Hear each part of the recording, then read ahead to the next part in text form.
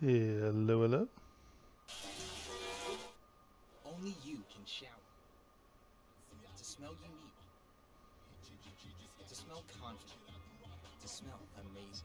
You got something. Smell like the best you.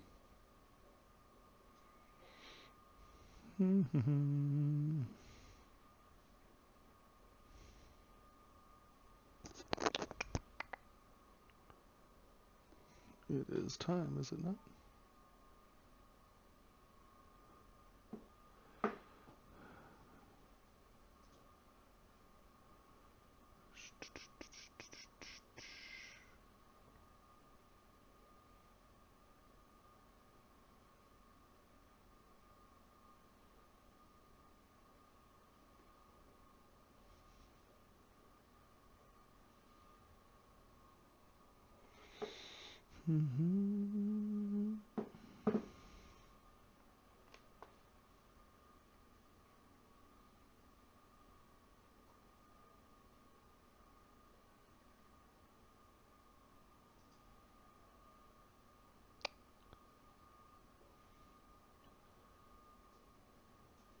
Can hear myself? Is that true?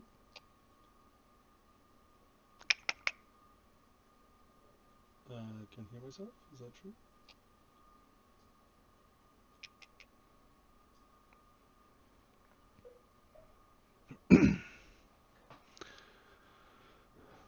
All right.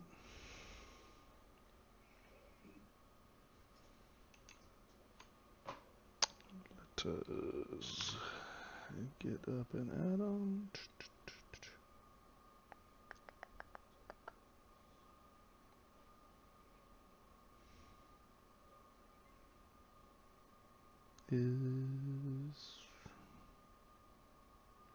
I'm not seeing that there's anyone here. If there is someone here, could you type in the chat?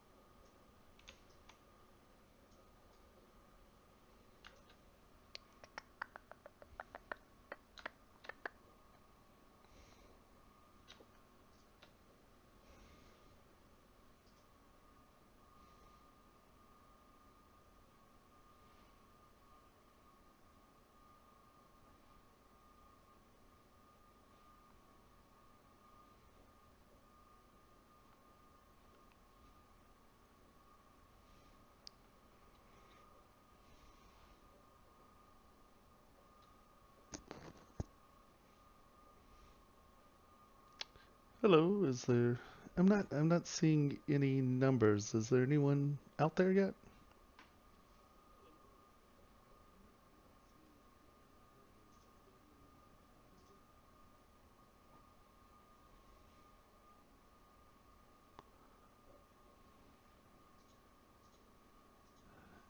Am I not refreshing? Hold on, let me. Oh, there we go. Okay, so there are people here. Hello, hello. How are we doing this evening? Yep, it's alive. It's a little diamond.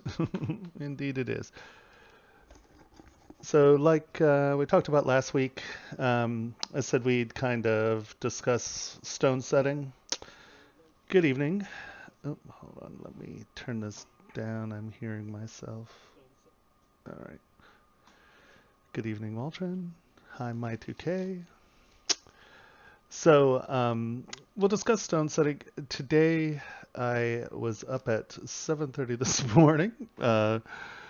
Went to high school. Man, I cannot believe that kids have to be conscious at.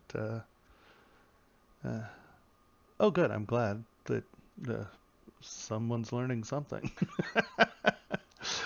uh, cool. All right. So, a couple things. One, I grabbed a bunch of old bases, like a bunch of old blockups, and each one has sort of different setting stuff, and there's some setting issues with each of these. I also have my oops, come on, my ring sizes, and these are outside ring sizes, and then we also have the inside ring sizes, and I'll show you the difference in how I use them. Oh, my friend ZBrush is cheap compared to compared to a lot of other modeling programs. All right, so these are some of the basic tools that I'm using out here. Ring sizes, and these are what I'm calling outside ring sizes, and the difference is this. So if you'll notice, this ring is the outside surface is the size of the ring, and then and you notice these are smooth, right? They have a lot more geometry in them. And then these are very simple block ups, and those are the internal ring size, and then that way you can just come in with ZModeler and do just like a real quick no,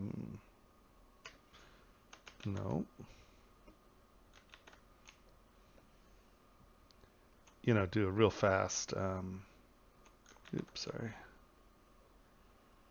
block out sort of like this, and then boom, and now you're sort of getting your basic resizes or really fast block up stuff.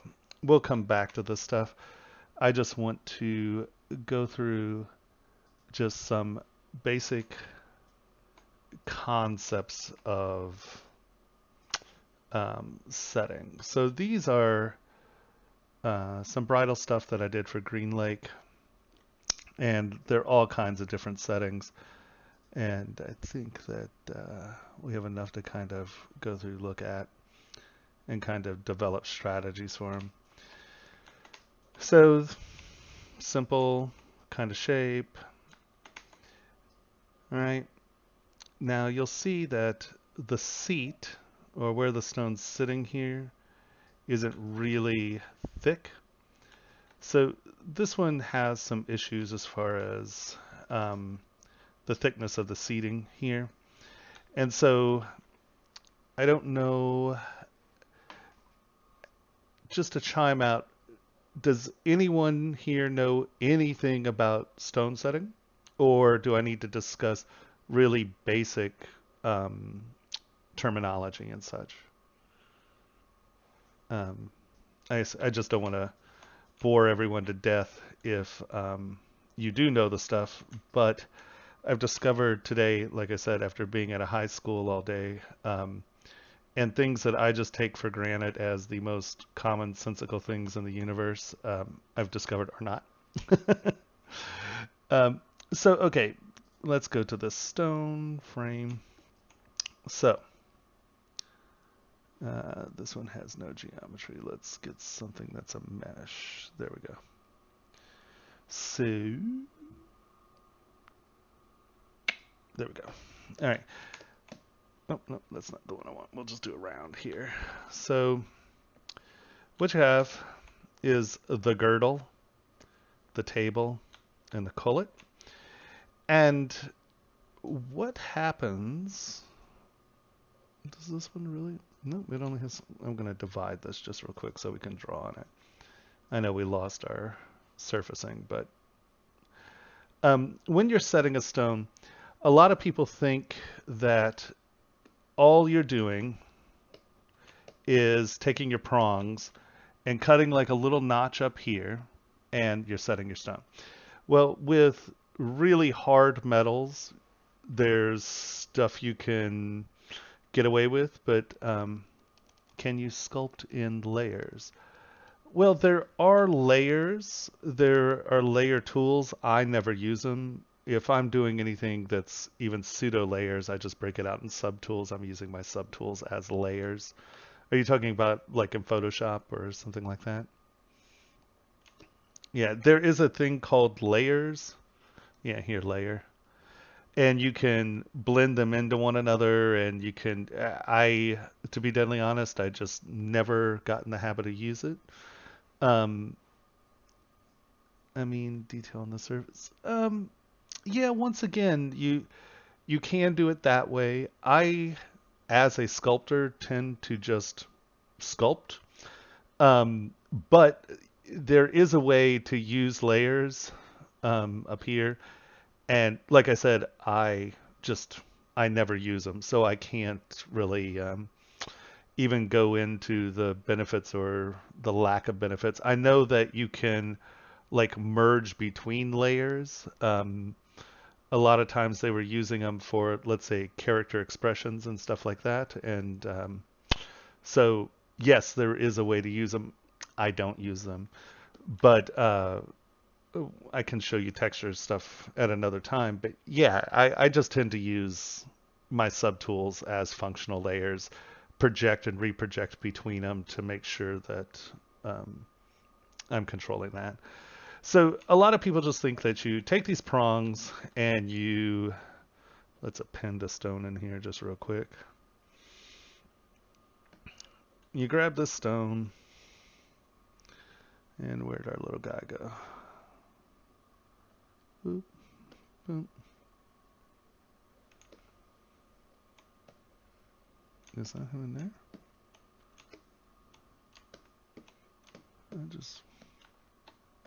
Okay, here we go. Let's find the one that I had that had thin prongs. There we go. And so a lot of people think that all you do is, oops, sorry, is you bring this up here and then you just kind of cut notches in, and here we're just gonna now, just out of curious kickback, how many of you think that this is an okay set stone?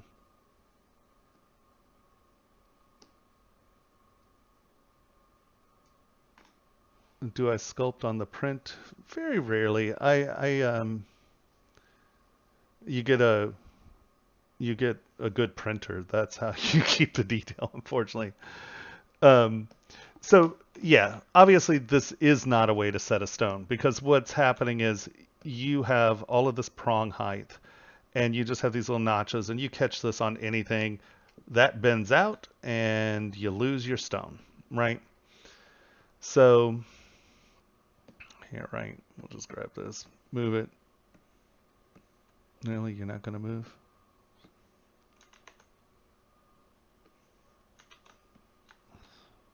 That's weird.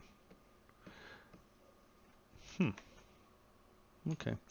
Well, you bend your prong, and needless to say, that's not going to happen. So what you really need to do is you take your stone, and you need to have what's called a seat. And so you can see how if this comes down here, the stone is actually sitting on these pieces of metal, and the prong literally just bends over and traps it against the thing. So, obviously you have a lot more leverage when you're pressing down on something as opposed to just pressing in between your prongs. So once again, there are non-seated stones. There are high tension settings which pinch diamonds in between things. Don't design for that right now. Trust me, the technical nightmare that is isn't worth it. So you can see in this preliminary design we have a problem. We don't really have a seat. So when we come back to our model, let's get some height in here. Let us grab that and grab this stuff. Pull this up, kind of pinch it. Now we sort of have a straight line there. We'll just raise that up. Oh, I didn't get my inside. That's the problem when you have just goofy models.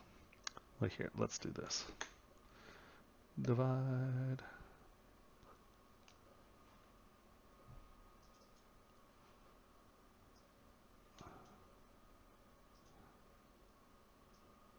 What? Why is that taking so...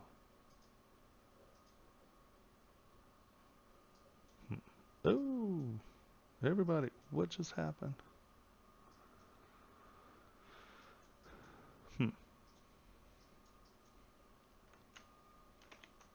Frame, I don't know what that was about. All right. We were over here. Nope, we were right here. Okay. And so, sorry, these models are old, so we might be running into some mesh. Oh, it already has, so let's go up. That's the issue. I'm trying to divide something that already has. Now it's saying we have 51 million polys. Let's delete higher. Okay, good. We don't need that. Oh, that's the whole model. So you can, at this point, you know, come in, just mask some of this area off. W, make sure that you're nice and flush, right? And then you can kind of start to plan where your seat goes. And then you decide where you want your stone to sit. And now you start to have the meat to be able to cut your seats.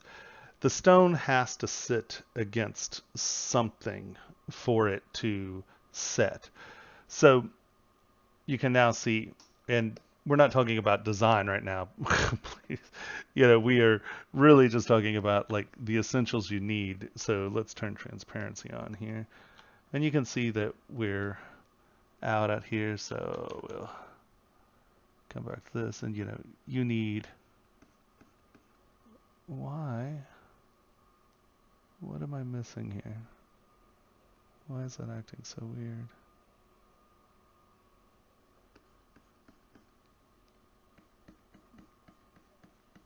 That's super bizarro, Z intensity. I don't know why it's chattering like that. And so now, as you can see, you have meat for your seat, and now that becomes a place that you can start your design, right? Just knock this crap back down. And now you have a much better place to start while you're designing. Obviously, you need to redynamesh after you push that around. And then the beautiful thing is now we have live booleans, so you can come here, unmask all this, unmask all this, and you can use your stone as your seat cutter. Make that negative, make that start. Nope, not start, make that negative, make that start, turn off transparency. And you can start to see how it will cut the shape. The inside of that seat doesn't have to be perfect. It's usually better if you have like a mill or two, or a mill around, so you have a nice, even, flat thing to where your, oh yeah, without a doubt. And we're going to get into that in a minute. So I just want to get the idea across that, okay, so basically you need a seat, and then the prongs bend over and trap it into the seat, as opposed to it being pinched between the two prongs. Obviously, this is kind of a crappy seat, but I was just showing you that this ring really isn't working great because it didn't have a seat. Now we'll come up to the next one.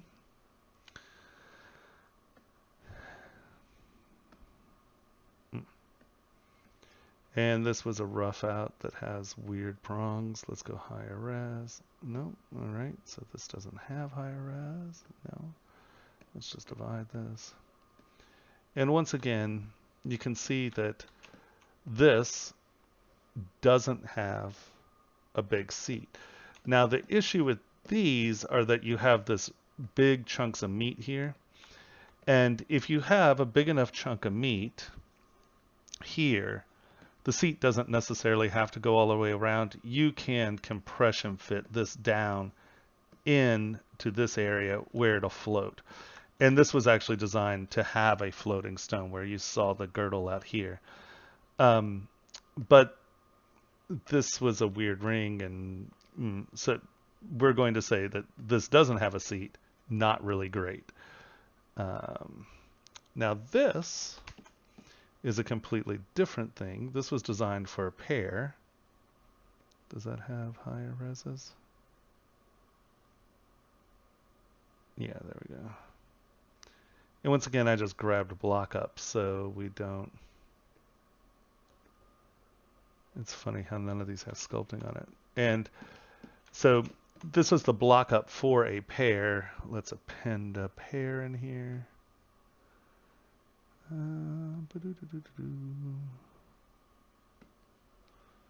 Frame. Oh, there we go. And we're here. Append the pair. The pair.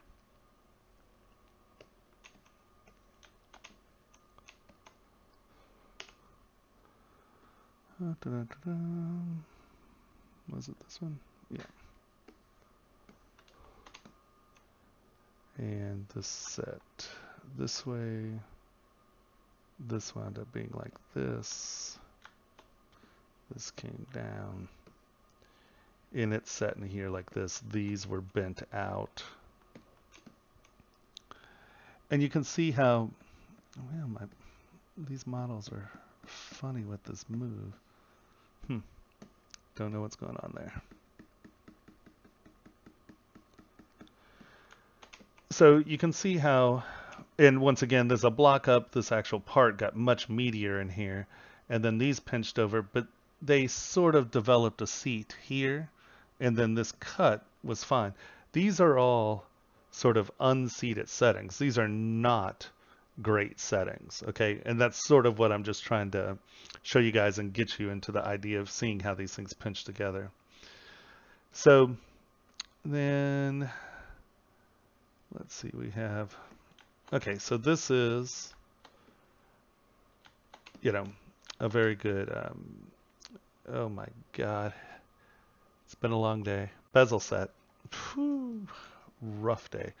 I got up this morning and went to a high school and was presenting to a high school jewelry class about designs and designing, and I had to get up at 6:30 to go be there by 7:30, and it was just chaos. And so I apologize. I'm a little laggy here, guys, but we're trying to get just some basic concepts in here. Where's my stone?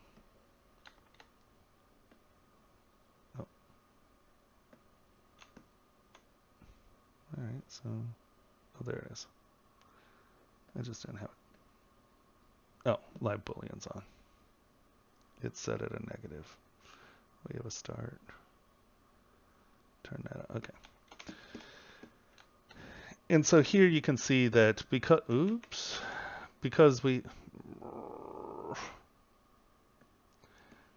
there's plenty of meat in here, you can see how it's sort of cutting its own seat to be in there, right?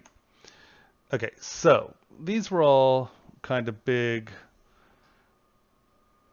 florid, organic thingy-mabobs.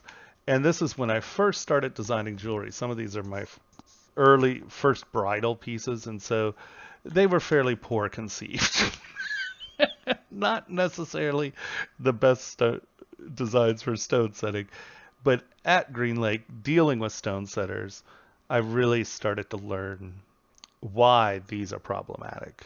And I do add a lot of stuff, and it's amazing because there's a lot of meat in this, so you can make this happen. A lot of the other things, you can make them happen, but they were sort of beefy and meaty. Excuse me. But what I want you guys to, I just opened these up so you guys could see a sort of broader spectrum of how these stones can be set. So let us just go to here. Frame. All right. We're just going to do a really fast block out Z model. Dun, dun, dun, dun. Let's boom. And then we're going to take some out of the middle because we know we're going to have a stone in here, right? So we want a little bit of air. All right. Let's let this wait till it gets up here. Do that. So, all right. We'll turn on. Oh no, that is on. We want to go here. We're just going to slide this down, slide that up, give us a little bit of smoothness there. We're going to bring this down just so we have a little bit more smooth transition. The other thing I like to do is I put things on the bottoms here and I call them striking plates. And so I always make the bottom just a little thicker so when you are wearing the ring, if you put any detail or anything on the side, you have this area on the bottom which is protecting your detail. And it's easier and better for your parts. So we have rough design. Let's divide it up. Let's get in here. All right. Turn that off. Oh, usually I will do Control W so we have all the same polygroup. For some reason, some brushes are polygroup sensitive, and it's just really annoying. So we know that we're doing this line, and it's going to have a bunch of different stones.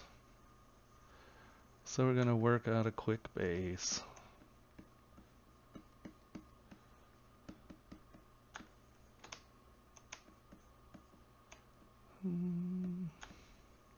Like I said, I like to keep that high, because that way if we come in here and we have some nice detail, this area will protect the detail in here.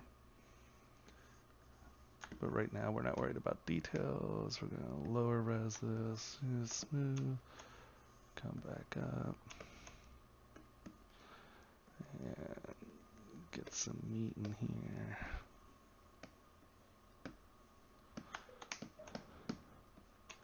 Knock some of that down.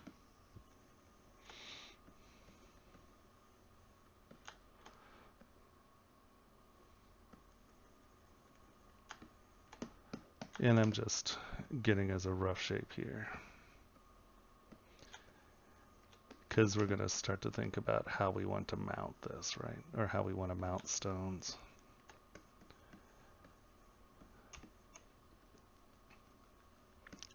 And just think about where we want some thicknesses.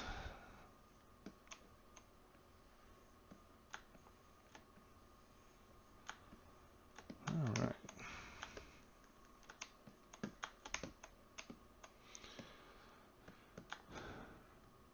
See, the move works fine here. I don't understand. I don't know what was going on with that.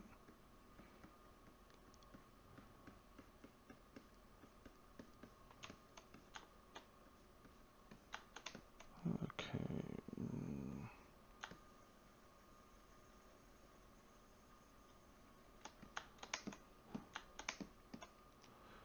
And so, I'm going to give us a few setting opportunities here.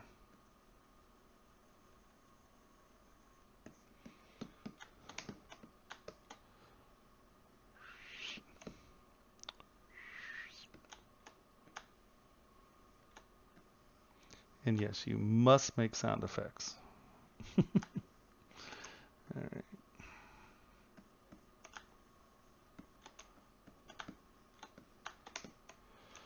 Okay, so we have this basic shape.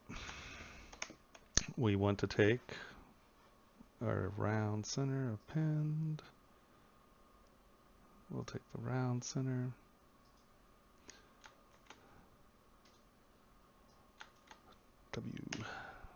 Bring that bad boy up here. Okay. So from here, there are a few options. I will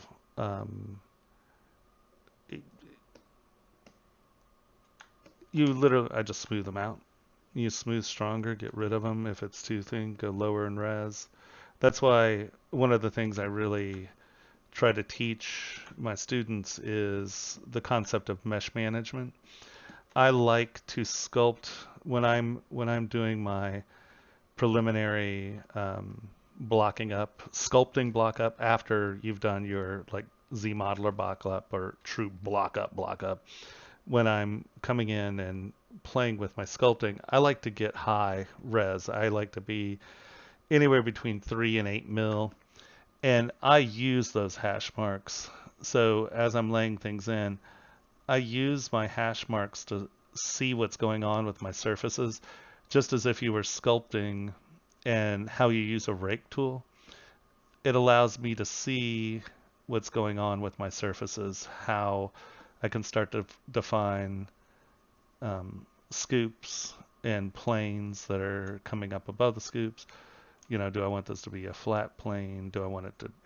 And so with the hash marks, I can really see what's going on with my surfaces. And then all I do is I just lower the res a little. And with smooth, stronger, I just smooth it out. And then higher res, smooth it out. Higher res. And then do my final smooth. So it's easy to get rid of that stuff. I mean, things like these waves, I'd use SK trim polish. And it's a really good way of getting rid of some of the stuff and still retaining edges. The nice thing about the SK trim smooth or SK trim polish, SK trim polish, is it retains its edges. You see how it keeps that edge sharp. It's not destructive. It doesn't roll over the edges. It sort of brings your edges up to one another. So that's how it would come in and start to define some of those edge surfaces. Yeah, a lot of the creature guys you'll hear, and I mean, it's been a while since I've actually heard, so I'm assuming they're still saying this, is that they always do block up in really low res.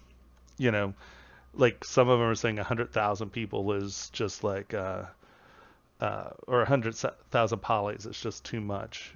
But the thing about jewelry, or what I find, or at least how I develop my work, is it's so much easier for me to come in and make some aesthetic decisions while I'm blocking up that I have to have geometry in, right?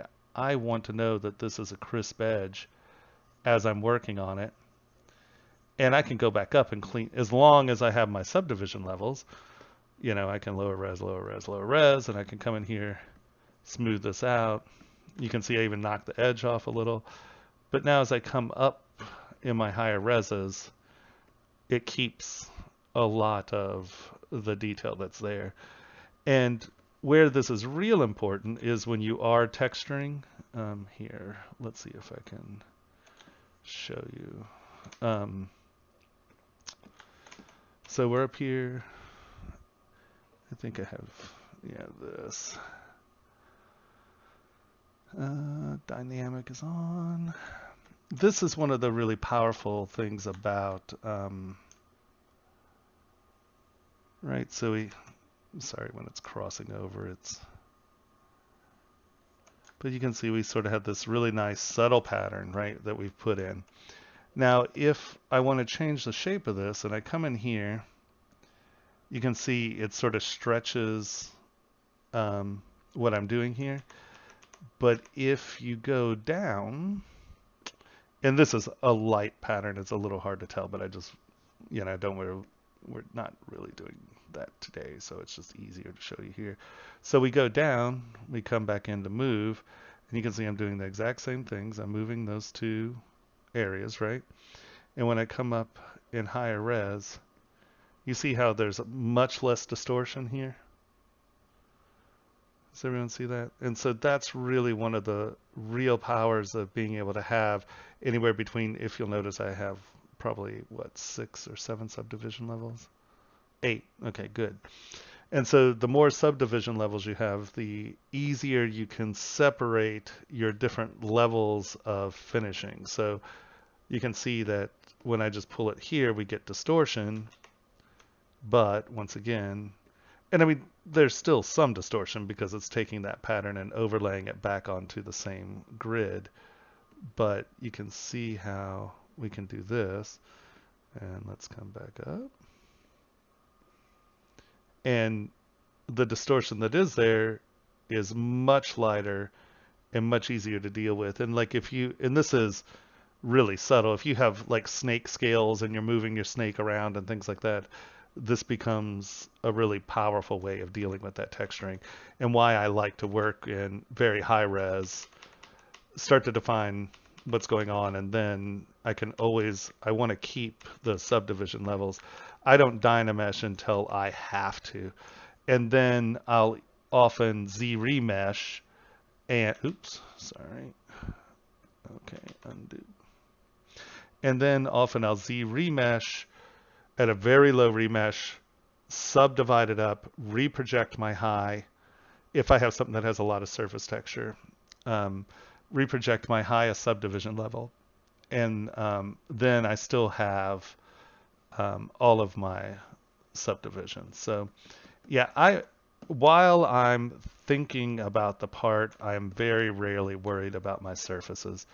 I'm more looking for moments that I can take advantage of. So like, you know, I just threw that down. Well, I can take it, you know, I'm like, oh, well, I like how that actually becomes a transitional surface. So now it's not that flat scoop, it's this. So I use those textures as like cues for my designs. And this is very geometric, but even when I'm doing very organic stuff, that's one of the first places I look for some of my surface detailing. So I'm not so stressed about having a clean, smooth model.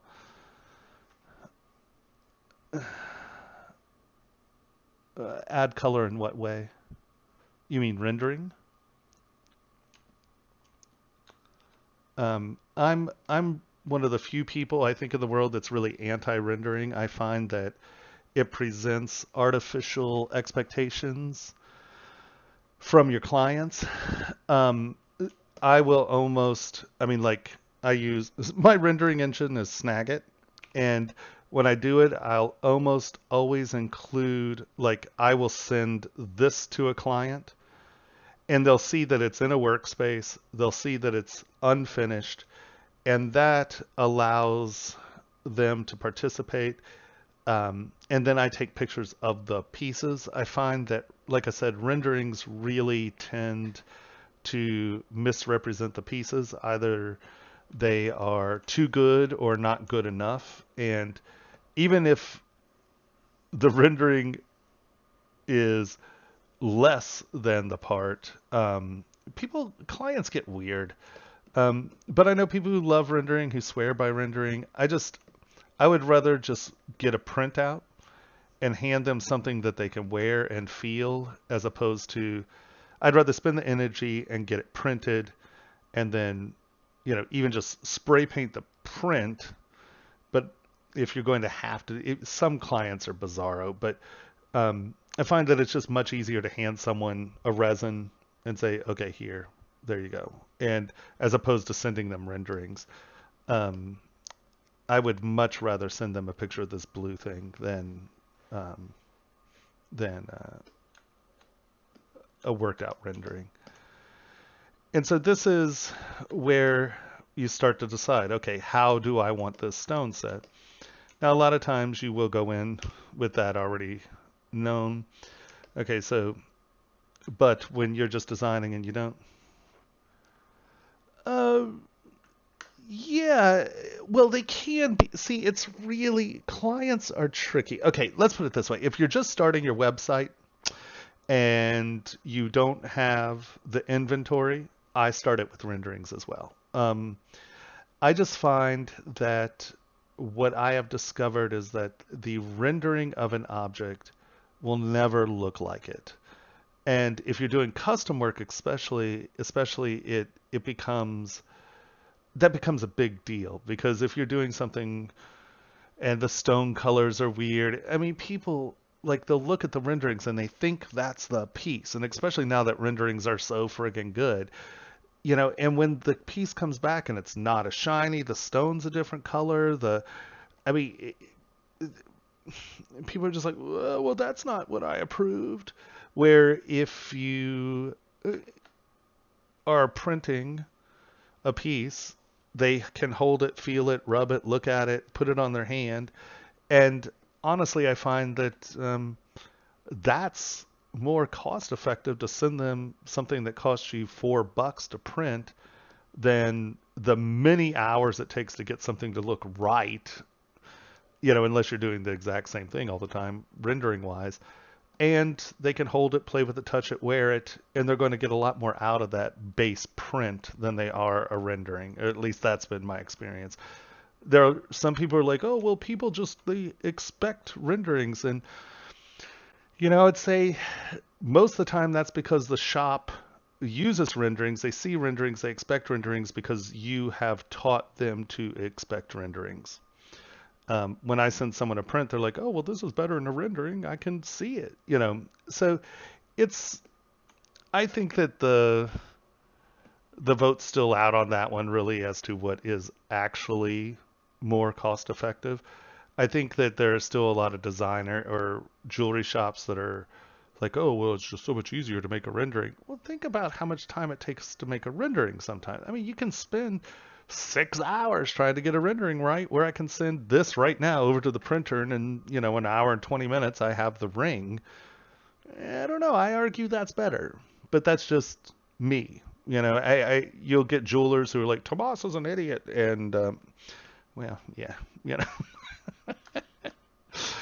So, here's where you could start experimenting with how it's sitting. One of the very important things that some people forget, you're sitting here and you're like, oh, I really like my stone here. I want it to sit there. Well, does anyone see a problem with this? See how the cullet is now stabbing that person in the finger? So you usually want to bring it up and turn on transparency so you can see it. Bring it up and get it like a mil or two off the finger. It just gives it plenty of room. If you start to get pudgy and your finger goes up in there, you don't ever get poked. It's just give it a little room. Okay, so now we know that that's roughly where we need our stone sitting. Come back to here.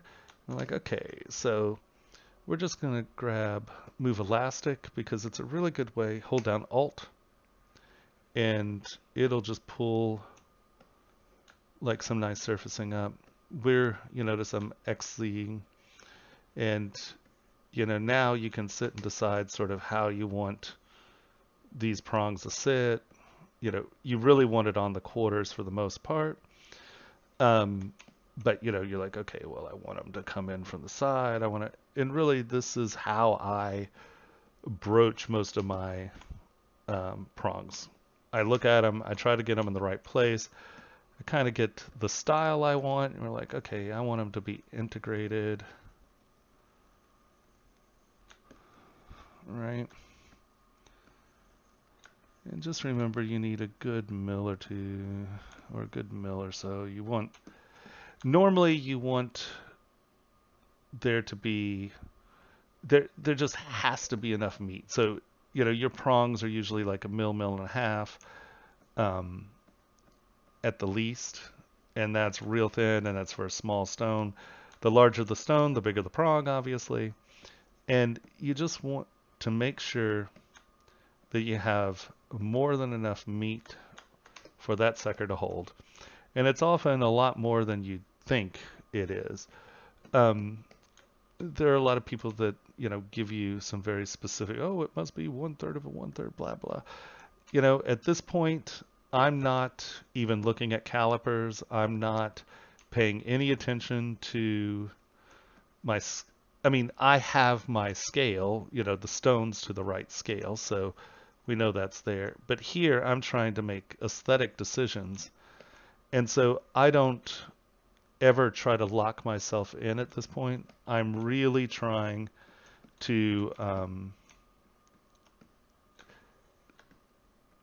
trying to design, right? And so you can see here, you may have this stuff all knocked back. Well, that's a crap setting, right? So you can, once again, fill this in under here.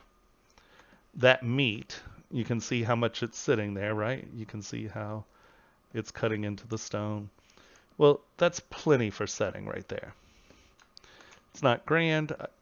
You would usually want to then come in, and if your stones are expensive, I would argue you're going to want to kind of pull this over and create a seat for it. But I'm not at the point that I'm going to Dynamesh yet. So I'm not doing that. That's something that can come later. So we're like, okay, well, that's a neat style.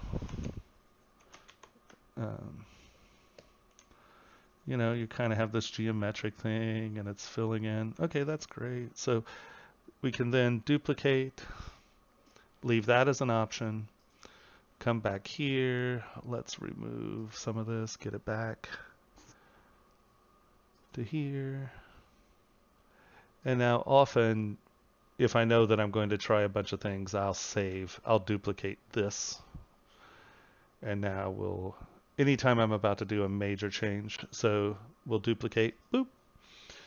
And now I work on the duplication. We'll hide this, we're like, okay, well, let's do a bezel setting and see what that looks like. And so we'll kind of mask this out.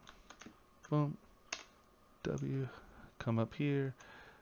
All right, so that's roughly what a bezel set's going to look like. And you're like, well, okay, not the greatest. Doesn't really fit for this, so we're going to ditch that. But we'll now do, let's see, we'll clay tubes, and we'll get some meat in here. And then, yeah.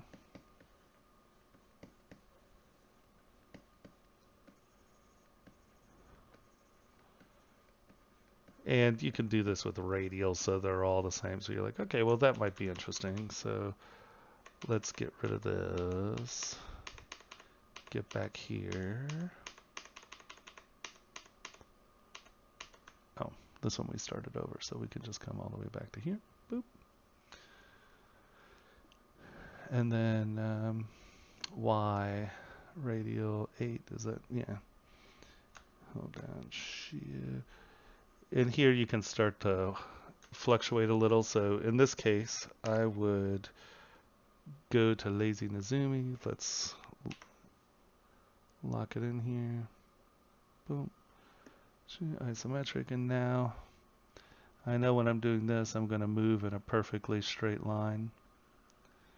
And that gives me a little bit more consistency when I'm doing this, so I'm not just fuddle-fudding it around. Smooth. And so now we kind of have, like, okay, well, that's kind of interesting. Now turn off transparency so you can sort of see the setting. You're like, okay, well, this is sort of a shield. Maybe those are like little claws. That could be interesting. And so this is how I kind of start to futz and start to block out and figure out what I want my prongs to do. And,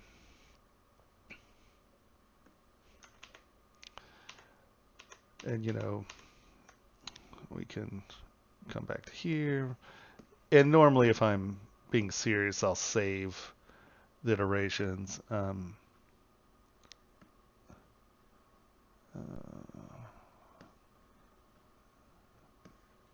of fill this up a little.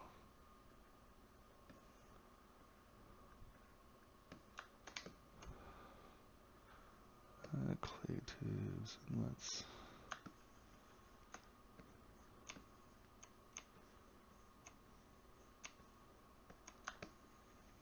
And you can see I'm not worried about how clean my mesh is right now. I'm just trying to figure out what I want this part to look like. And so you can come up with something kind of interesting and organic, right? And those are going to wind up being the prongs. So in this case, in this stage of designing, really design for what you want the thing. Good morning. Design for what you want it to look like. In the design mode, I'm not always stressed about my lines. I'm not stressed about the forms. I'm not worried about my mesh getting messy, because at some point I am going to ZRemesh or Dynamesh this, or I can. I don't necessarily have to. But, and so I'll often just fiddle around here for a while. Now, let's go back to here. I think this is a more interesting form for this. Let's hide this. But these are a little high. So I'm going, oops, sorry. So, and I want this to still stay a little bit more like a shield, I think. So I'm gonna come in and just, get these forms to where I like them. What is the negative space going to be? Am I going to kick this back and over, open this up a little more? The other thing is, depending on what metal you're designing for, you'll want some of this to be lighter. So once you get your shape where you like it, you can go back in and hollow things out. But this is really when I'm designing, I'm not always thinking about the technical issue. I mean, I'm thinking about basic ones like, okay, if I'm designing something and the prongs are like this thick, well, that's dumb. You want to keep your general parameters in mind, but I'm not really wigging out about them. I'm really just trying to figure out what I want the design to look like. And so we're going to raise that up so it's looking a little bit more contiguous. Yeah. So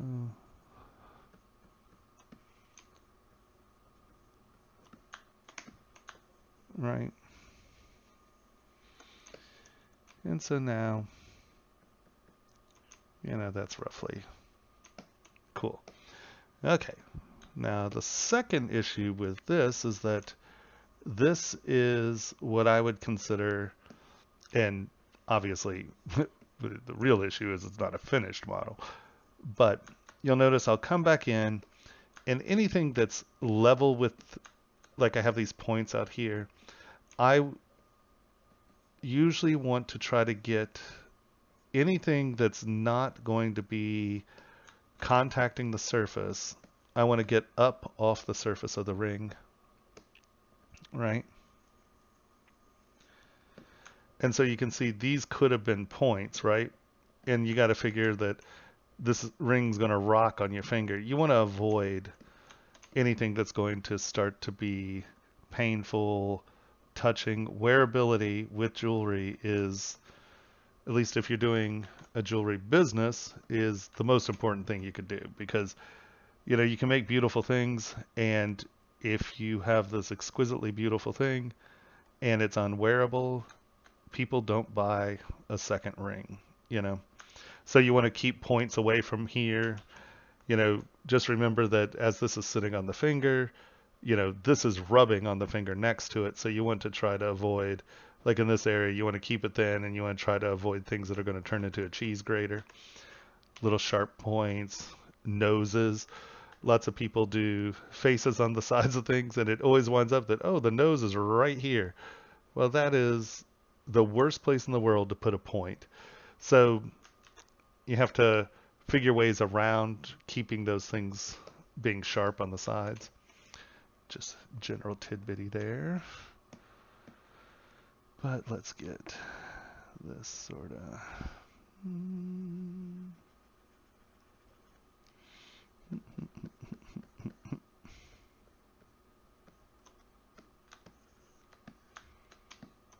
And so this is what I consider a render model. And why I say that is that the prongs are set, right? You notice the prongs are bent over the stone. So if you cast it like this, you'd never get the stone in. So one of the things you'll wind up doing is either kind of just bending these back and out of the way, because the setter is going to hammer this down over, and then they can file it back into the shape. You know, you have an image of this. So when you have something that is character prongs, you know, where it's not just 1.5 mil post or whatever, you know, these, you know, you sort of want this design character to your prong. That's something that they're going to have to come back in and either file, hammer, use a GRS or a Lindsay engraving handle, and they're going to have to come back and hammer all of this back over this and then file and clean that. And so, you know, that's why you'll take good images, screen caps of this in all directions, and then they'll hammer it back down and in. So now this, you'll notice, has quite a bit of meat under here, and you can really make sure that this is a good set if you don't want a seat, like a round seat. You can grab your move tool and you can pull these in, and that's plenty of meat. You see what I'm saying? Under here. That's plenty of meat to cut into to make sure that stone is pinching, it's leveraging against something, right? Because here, let us go back to start. Let's make this negative. Let's turn live boolean on. You can see how much surface there is right there to press that stone down. And then you're going to bend these prongs up so the stone can drop in or snap in. And that's why I consider this a rendering model, because we're already into these are already in position after setting. So when you were, let's say we're going to throw a stone here on the side. There are just a couple things to think about.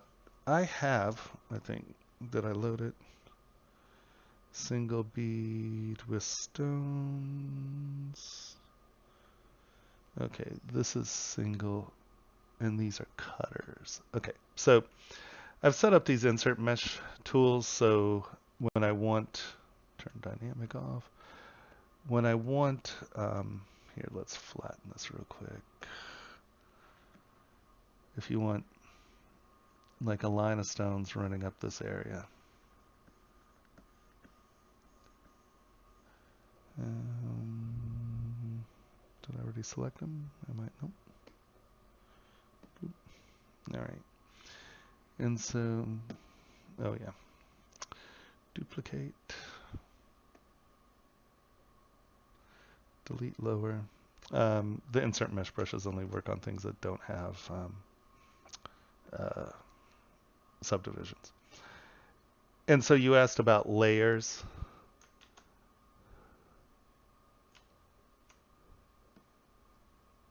Okay, we now have cartoon propaganda work here.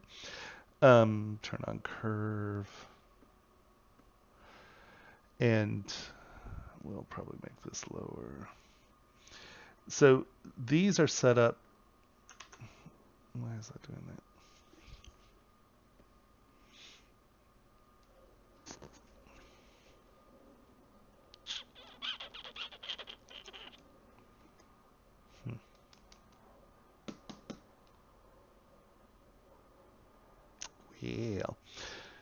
Well, Well, let's see what this does.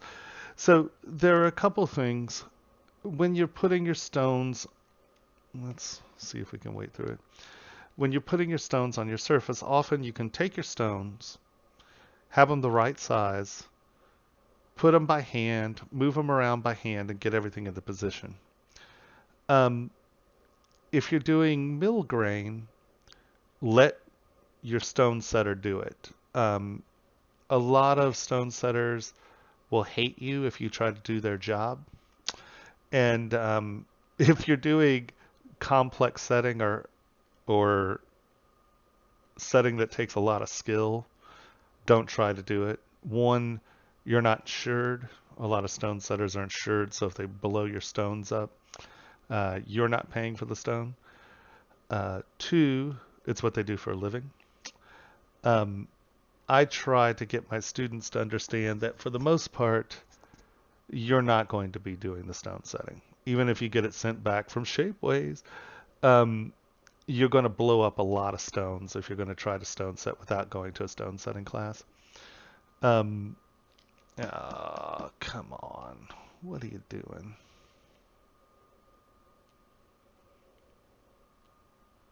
Yeah, okay. Sorry. I'm not patient. So a lot of this, like wow, that even froze. That's brutal. uh, so a lot of this is just trying to get the general concept of stone setting. I would say if you're going to be, or if you're trying to be a jeweler in the sense of you're actually trying to make a living off of this, um, I think it's good to go take a stone setting class. I think there's some basic things that you could do in understanding that you need a seat and using cutters to set up seats for your main stones and things like that. I think that's okay. That's fine. Stop. Wow. Now we have the great white screen of weight. Um, but, you know, at the end of the day, you're going to have to understand that really, um, um, stone setters are going to be doing this stuff. Yeah, let's see if we actually have a quick save in here. All right, close enough. None of that was super to the point of needing. I'm going to show you how to deal with multi-shape stones, and with the multi-shape stones, I'll show you how to think about cutters. So often when you are when you're setting stones, you'll notice that they have these little cavities behind them, and that is so you can clean the stone. It also makes metal lighter, you know. So what you have to understand, we have this stone, right? Let's.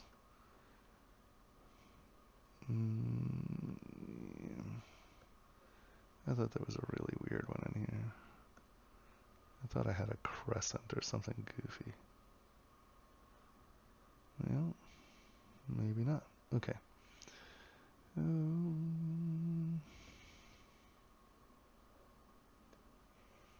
whatever. This doesn't have a center to it, so that's fine.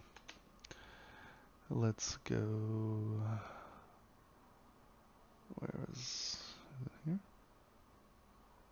No. Here? Yep. Append. All right. So when you make what are called cutters, so you're cutting the area for the stone to be in. Now with the new ZBrush, it's really easy because we come in, we go W, we go extender, we kind of twist this off and we drag this and hold down shift so it stays where it is, and you just bring this to where you can see you're cutting this in half, right? And then we'll just bring this up, and now there's that. And then we're going to drag this little guy down here. Oop, no. Sorry, you have to come back in here, push accept, come back, go back to extender, come over here, drag this down. And this is the depth of the seat, right? Does that make sense? So when I go like this, this is now becoming a hole that it's going to cut. And then this is, that doesn't matter. So this is sort of the beginnings of a good cutter. All right. Often, depending on what the underside looks like, you can make this a cylinder and attach it. We're just going to do it this way. So we come in here, we accept. And now we look at this and it's kind of wiggy. So at this point, resolution 1000, holy hajibis, that would be tragic. Let's just Dynamesh down here and see what it's in. Cute. Dynamesh.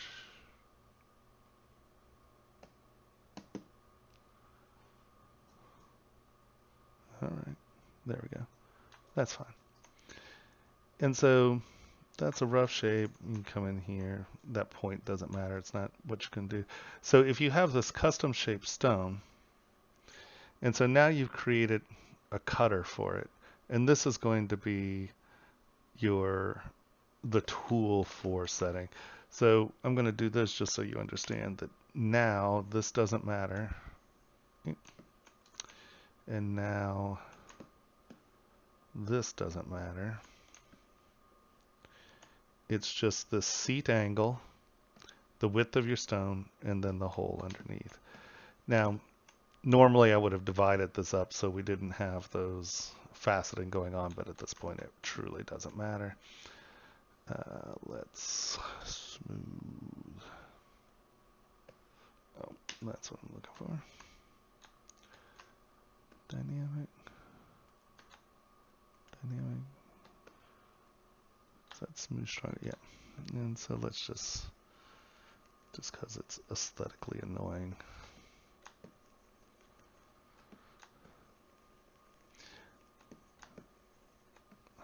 And then we're just going to knock some of that off. We'll knock that off.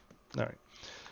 So did I go too quick on that? Does anyone have any questions about how we got to the cutter? We took the custom size stone that you needed or wanted. We then extended up from the cullet. We're going to take SK trim here, and I'm just going to clean this line up a little. You don't need to because they're going to come in here with a setting burr, but trust me, sometimes they don't. And so now we have this, right? I'm going to grab this and just make it a little taller. Dynamesh it again. Okay. So now let's append that stone back in real quick, because once again I didn't duplicate it. We're going to come down here and we're just going to make sure that this is just a touch bigger than the actual part. Boop. Right? And double check the seat. Yeah, that's fine. All right, so now we've taken the custom set stone. We've from the cullet pulled up, and that way we have that seat angle, right? And now we have the this plunge that is going to cut your hole. We'll come back up to our ring, and we'll take our cutter. Oops, wrong one. Take your cutter. Turn this on. Doop, boop. And here, let's. It's a little big for a side, but yeah, we'll see if we can get it in here. Let's turn this around this way. Another 5 there. Rotate this around this way. And come up. And this needs to come in deep enough that So you can see, well, that's convex. That's a, yeah, let's go back up here and fill some of this in. I didn't plan for that to happen. All right. We'll fill this in so it's a little flatter.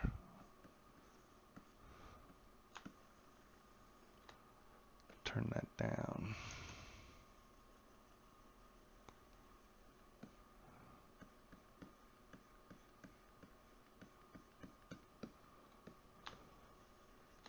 And we're just making sure there's meat everywhere. All right.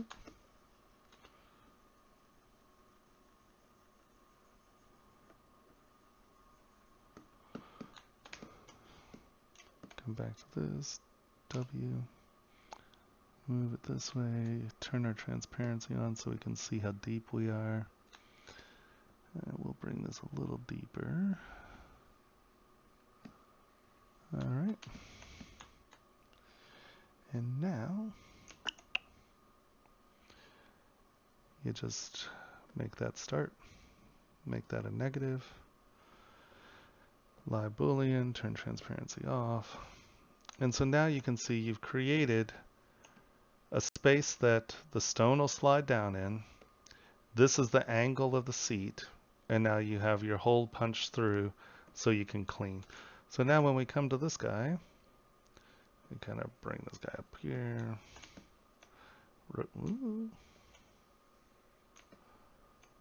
Rotate this around. Rotate it down. And normally I would line this up with the cutter first, because that way you just drop it in. But you can see that you've now created a space that that stone can sit in. And from here, we know that the seat's right? We know that there's a plunge.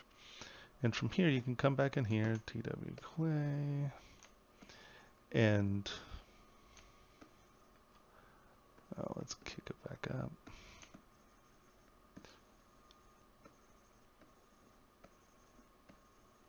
And you can start to figure out how you want this to seat, you know. It can be something as simple as that. You know, that's providing plenty of, you know, because all they're going to do is hammer this mound over, and that'll start to pinch that in. The thing you want to be careful of is you want to protect your points for the most part. There are times you can design things that have this open, but you'll see this form a lot where it's that, because you know that's the most fragile part of the stone, is that point. And so by covering it and protecting it, you're better off. Often this will sort of be split and these will come down and over sideways. So you're not, so this still has a little air room in here, but it reads as like one part. And once again, they're just taking this and hammering it over. We're not hammering it over because we have this on the cutter there. So you can see with the live Boolean cutter, you can come in and you can really, I mean, you can even just use move. Oh, it's dynamic, we've rebooted. And you can just push all this stuff around until, you know, it's really giving you what you want at the right heights. You're like, oh, I want this, and I want that to stick out and break. And, you know, you really have a lot of leeway to come in, and all they're going to do is take this and hammer it down and over. And so, I really don't. As far, I mean, I imagine you can just do, you know, like a Google search. Sorry. Okay, well, I mean, the thing is you don't really want a ring that's too much thinner than like 1.5 mil, 2 mil. A lot of it is experience, because I know some people who are real math geeks in the sense of they want the math to be right, and it's like the wall thickness has to be X amount, and da, da, da. I find that just make your design and then go back and look at it, and it's like if this is half a millimeter, that's too thin. If the best way to learn about this stuff is to go look and see what's actually successful. Go and look at jewelry. Go and, buy one of these. Get a caliper. And, you'll start to see. I tend to disavow rules because I've produced pieces that seem like they should be too thin to produce, and they produced great. I've done pieces that should have worked great. They were perfectly within every guideline, and they didn't cast. They wound up weak. Where you want to avoid thinness, you want to keep things fairly thin here. Oh, that's not clay tubes. You want to keep things fairly thin here because you don't want a lot of stuff that's going to rub against the finger. But you need thickness here. So when this is hammering about, this can be anywhere between, 1.5, 2 mil on some of these little platinum rings. But I tend to keep everything in that 1.5, 2 mil range at the absolute minimum. And I tend to make things fatter on the bottom and fatter on the top and thin right here. And then have them start to thicken out, just so when you're getting that heavy-handed handshake, you're not getting your fingers crushed in there. Commands and specs. Commands of what? What are those questions, or are you telling me something? Sorry, I'm not trying to be evasive, aviator. A lot of it, I really think that you spend time on creating aesthetic product, and then you can go back and readjust it within your specs. It can be, 1.5 mil if it's 6 mil wide. It can be, I really don't create within those boundaries of specs. I want my models to look good, and then I go back and really try and make sure. That's the other reason of having a printer in your house and being able to just print resins off. You can look at it, and I'll tell you what, when you get something back that is this,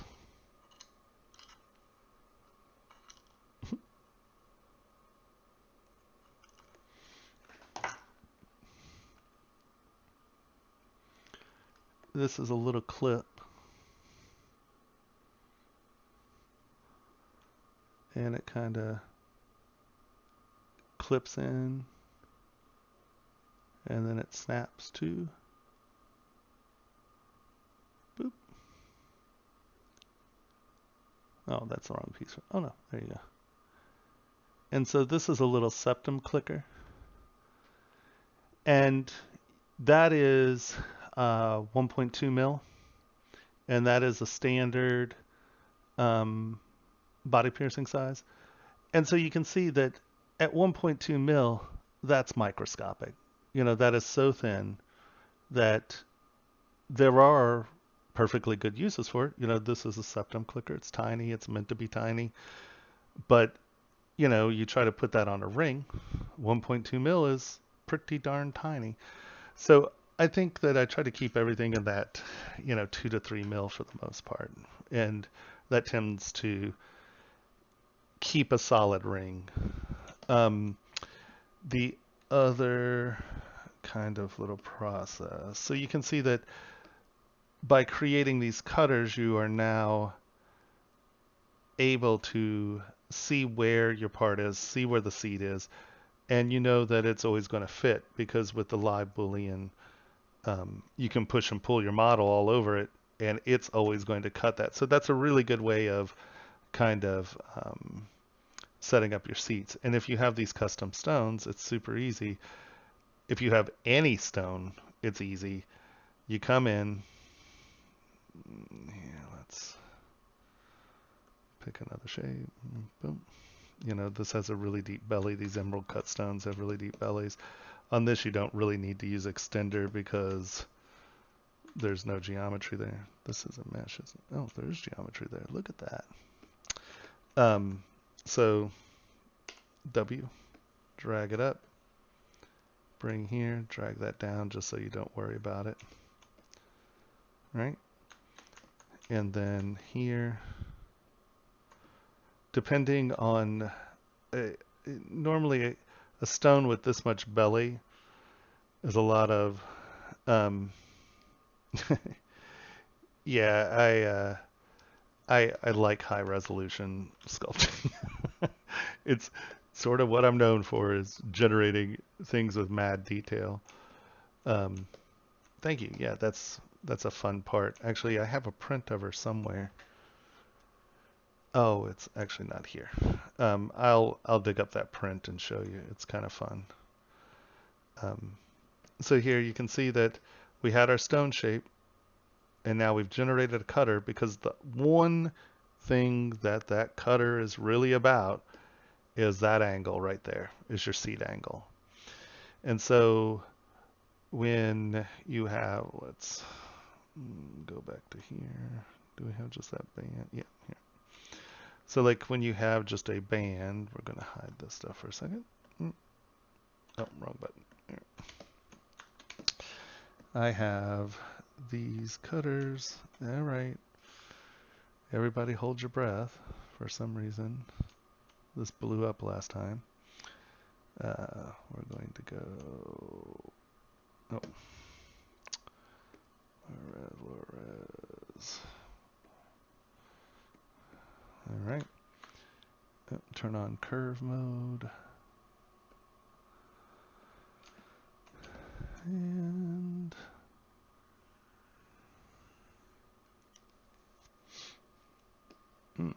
my roll distance is off.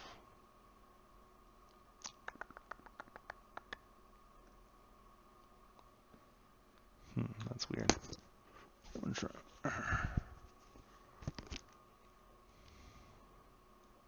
Or maybe it's my curve step.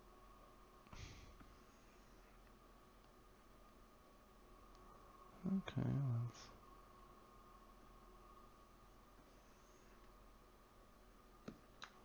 okay, so now we're just going to be like this, are we?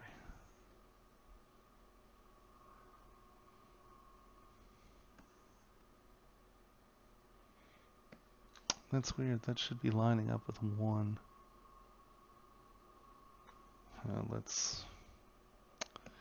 This is from an older version that was imported from an older version. That should be. Oops. Curve mode. All right, let's draw size. That's really weird. Both of these are off.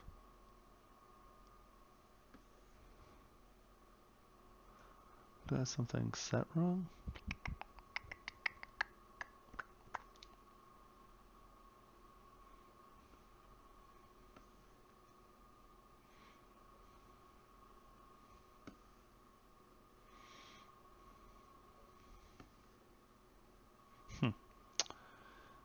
That's weird. This was working just the other day. Well, that's okay. We can use this so you can still see what's going on here. All right, so let's go back to the cutters and we'll just do it singularly. That's bizarre. I could sit here and try to figure it out, but yeah, all of us will hate each other afterwards. So created an insert mesh brush. Let's turn curve function off and just do this in 1. And then here we'll go back to this and we'll do it on a flat.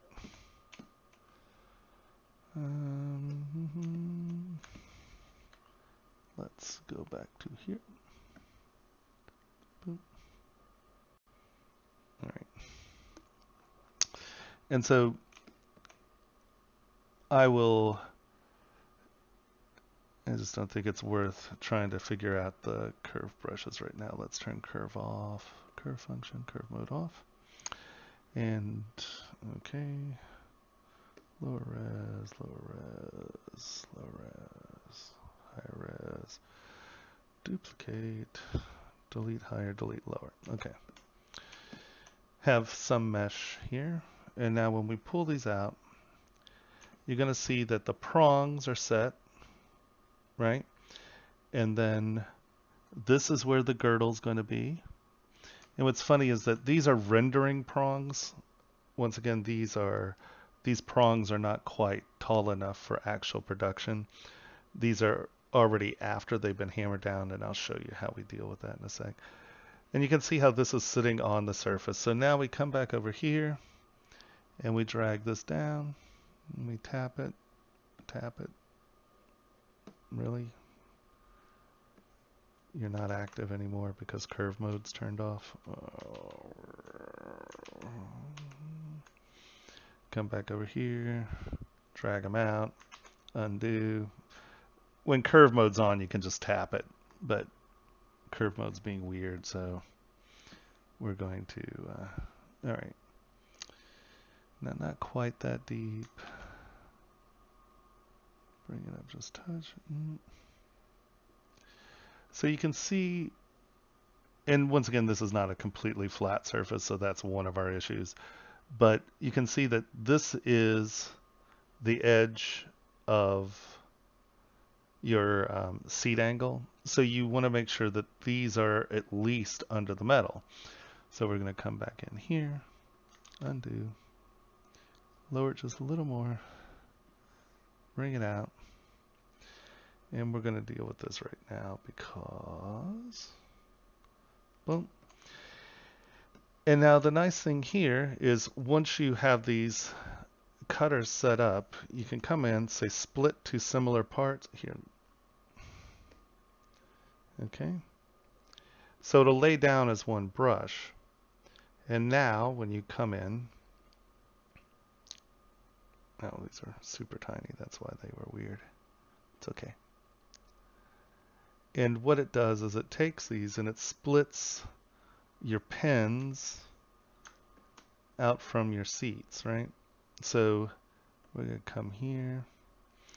Now we're going to go W, tap that, and we're going to bring these up and off the surface.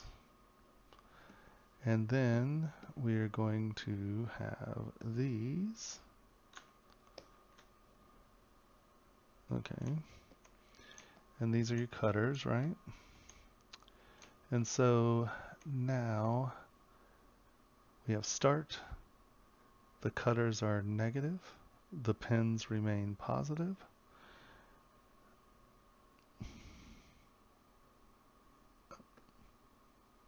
Okay, so that's not the part. Where's my part? Is it this? What else is visible? No. No, stop that. All right, so you can see that those are your seats, right? And now there's room below them, so you don't crunch cull it. There's the seat, and now we turn the pins on. Now, as you'll see, come on, is local turned off?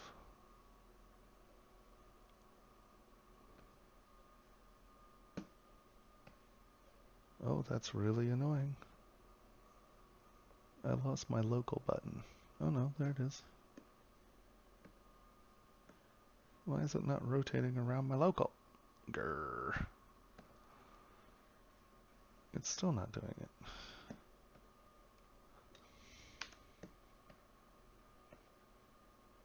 No, that's super bizarro. Okay. This might be time for a restart if it's acting that weird.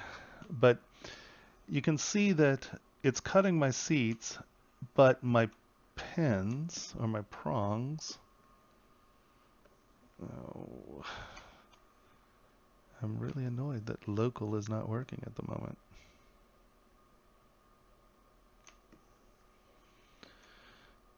Oh, because Q was on. or W.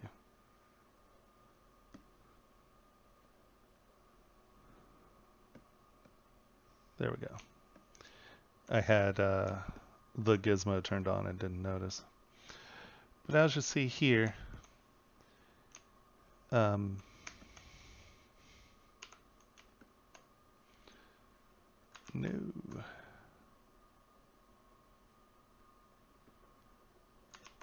Because we have X's turned on, these will draw towards the center.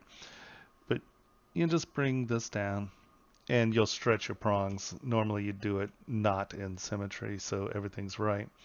But if you notice that it's leaving my prong here, if these are in a different order,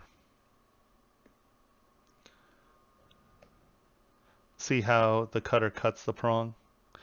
So you don't want this. You want this. Sorry, you want this. So they then come in and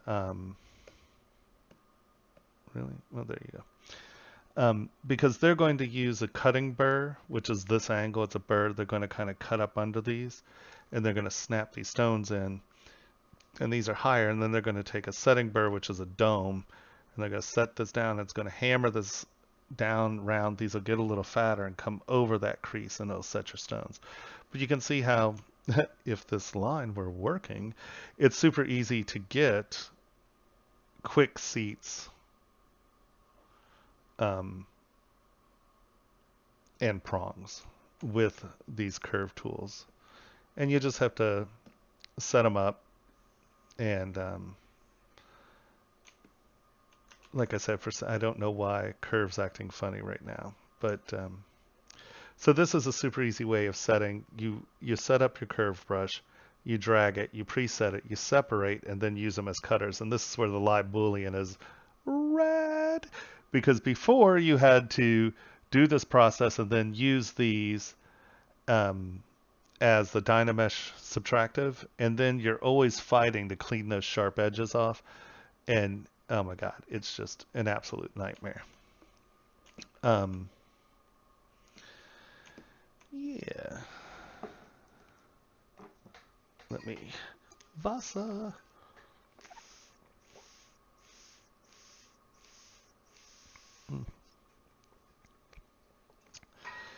So that's another quick way of throwing in prongs. But the real key with doing custom stones, here, let's do this. Often like with opals and sometimes tanzanite, but really with opals you wind up with some abstract shapes. And here is, do I have it turned on? No, here, let's turn it on. I'm just going to cheat a little and do this quick. So let's say you have an opal that's sort of shaped like this. And then its silhouette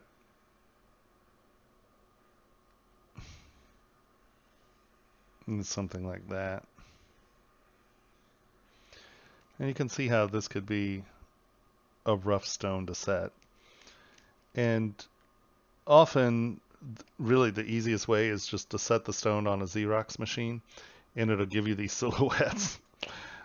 There's a machine called a Sarin scanner, and it was really designed for the diamond industry. It shows all the cuts. It basically scans it and analyzes the geometry. But one of the really nice things it does is it generates an STL of the stone.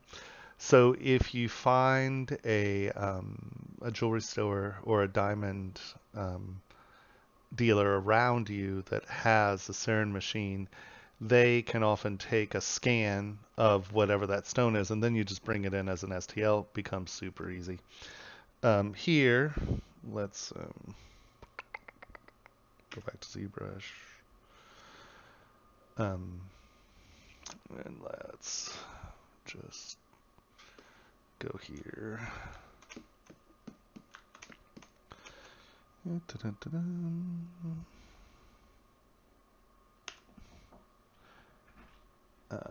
just come in and you just go to a cube. Let's just get a 0 this way.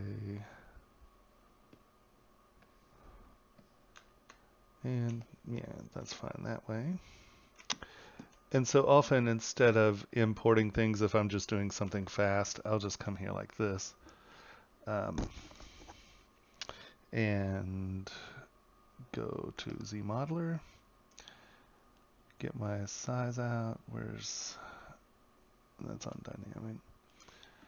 Get my size out, go to infinite XYZ, and I will just come in and you can start to define your stone shape.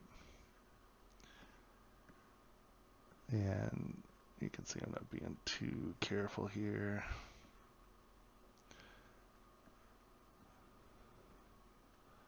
Just kind of get it into the rough area. Let's slide this up and around because we need some more geometry there. So we'll just get all this in.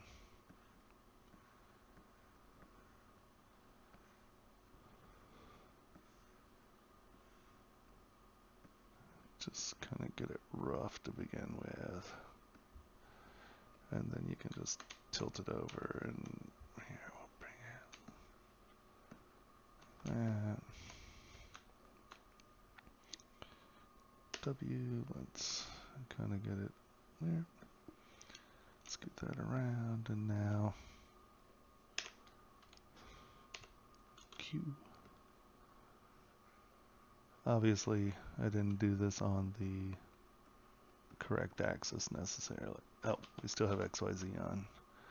I would just go to move and just kind of move it. Let's move elastic. Oh, wrong brush set. Move. Dynamic.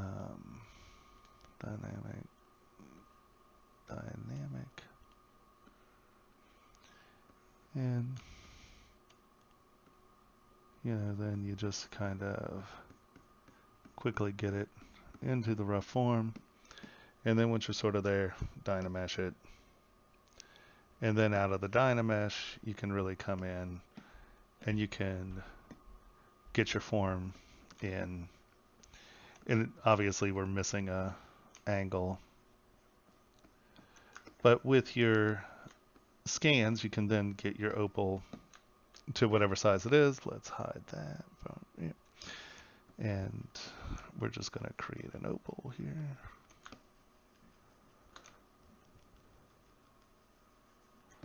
Or fire agates or other things, you know, that are just absolutely nightmares. You know, fire agates are super lumpy.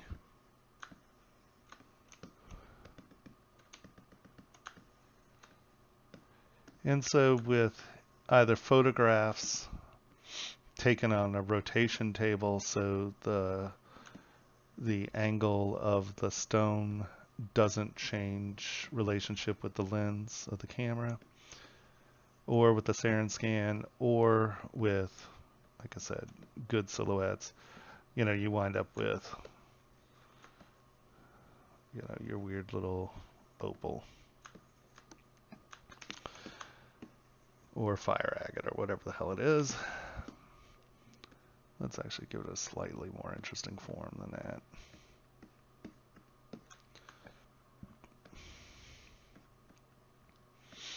And often these, if you're getting some really good big fire opals, often they have odd forms. If you're getting, they're going for size. So, you know, let's just get something that's a little, right? And so off your silhouettes, you create, you know, something like this. Now, one of the ways of developing a custom seat for this pretty quickly, and you know, I have not tried this in this version. I wonder, does our Topology brush Where's my topology brush? Oh, see, it's supposed to... Okay, well that's weird. We definitely have some issues. We're ditching brushes now. So I don't know if everyone's used a topology brush yet, or if I can even find it. Oh, there it is. So an easy way is deciding just quickly, let's say we want this to be the main axis of the seat.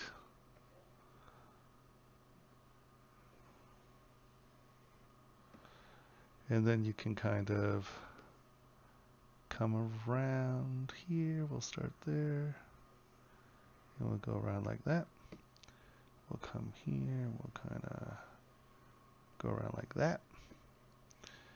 And now we'll cross that and cross that. We'll come over and we'll cross that and cross that. And now you can come in and start to draw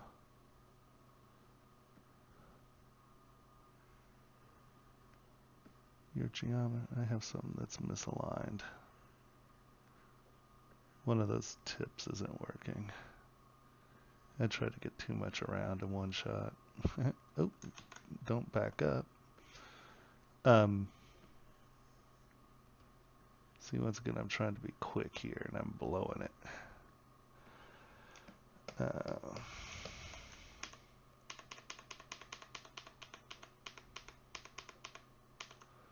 All right, let's go here.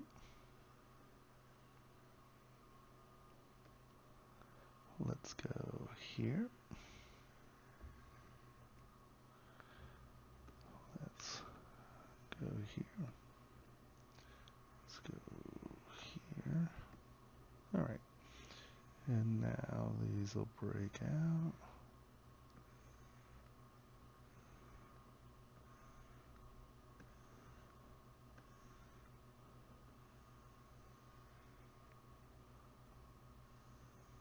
It's funny, we lost it here.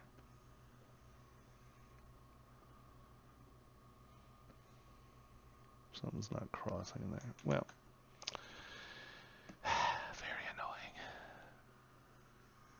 And you can kind of come in and you can build your geometry up this way. You just tap on it and now you have tap on it.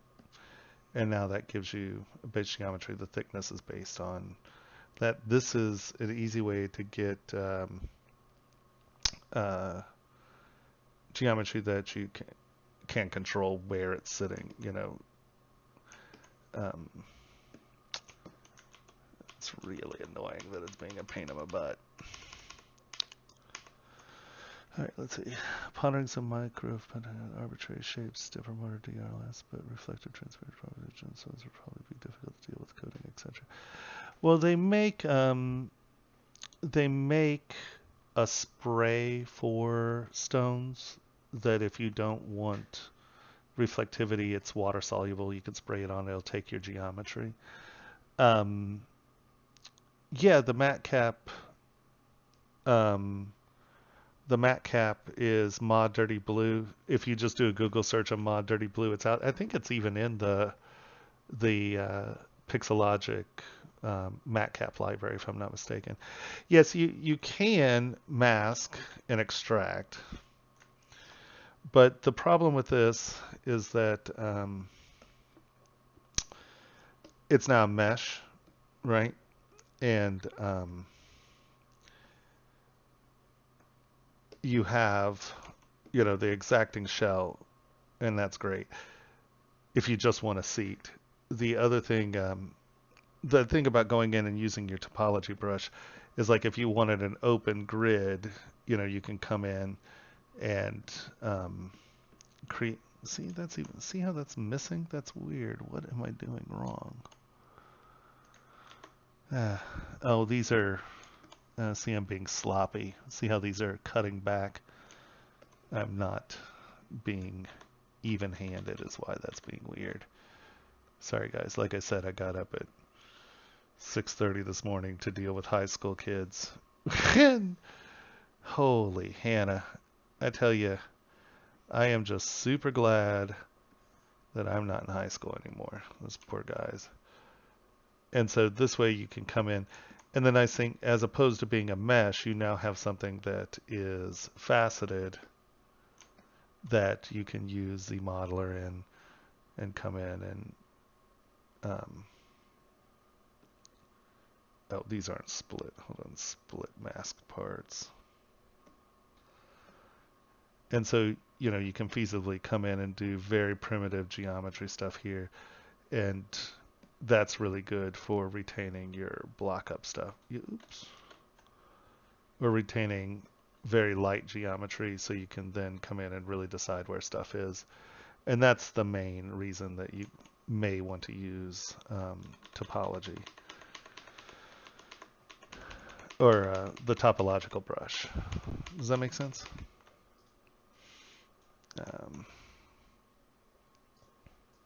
Yeah, we'll delete that. In a couple hours, it's hard to jam out all the different ways of stone setting. So if there are any questions about specific issues, please ask. Keep it, you know, coming. It's just, I'm just trying to get as much information in this as possible so you can see all of the different aspects. You know, yeah, so that's odd shaped, you know. Once again, the masking thing here, see how you have this cut back?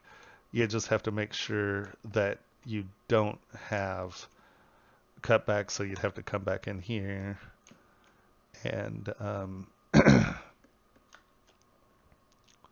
move this out, move this out, move this out, move this out. So they can then come in and hammer that over to get the yeah, there are thousands of ways to get it done. That's the that's the thing. It's really tricky. People are like, well, how do I stone set? Well, the first thing is you don't want a stone set unless you're a stone setter. But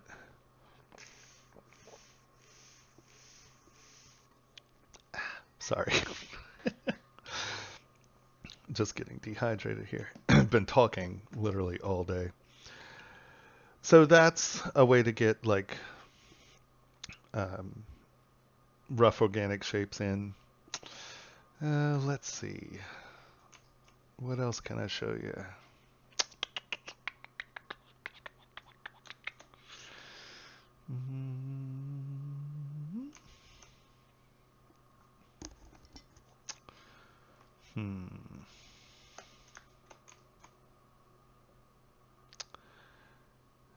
Sorry, like I said, I'm lagging here a little, guys. My brain's just wrecked.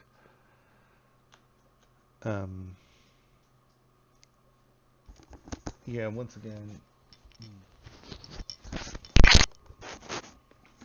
headphones are brutal. Oh,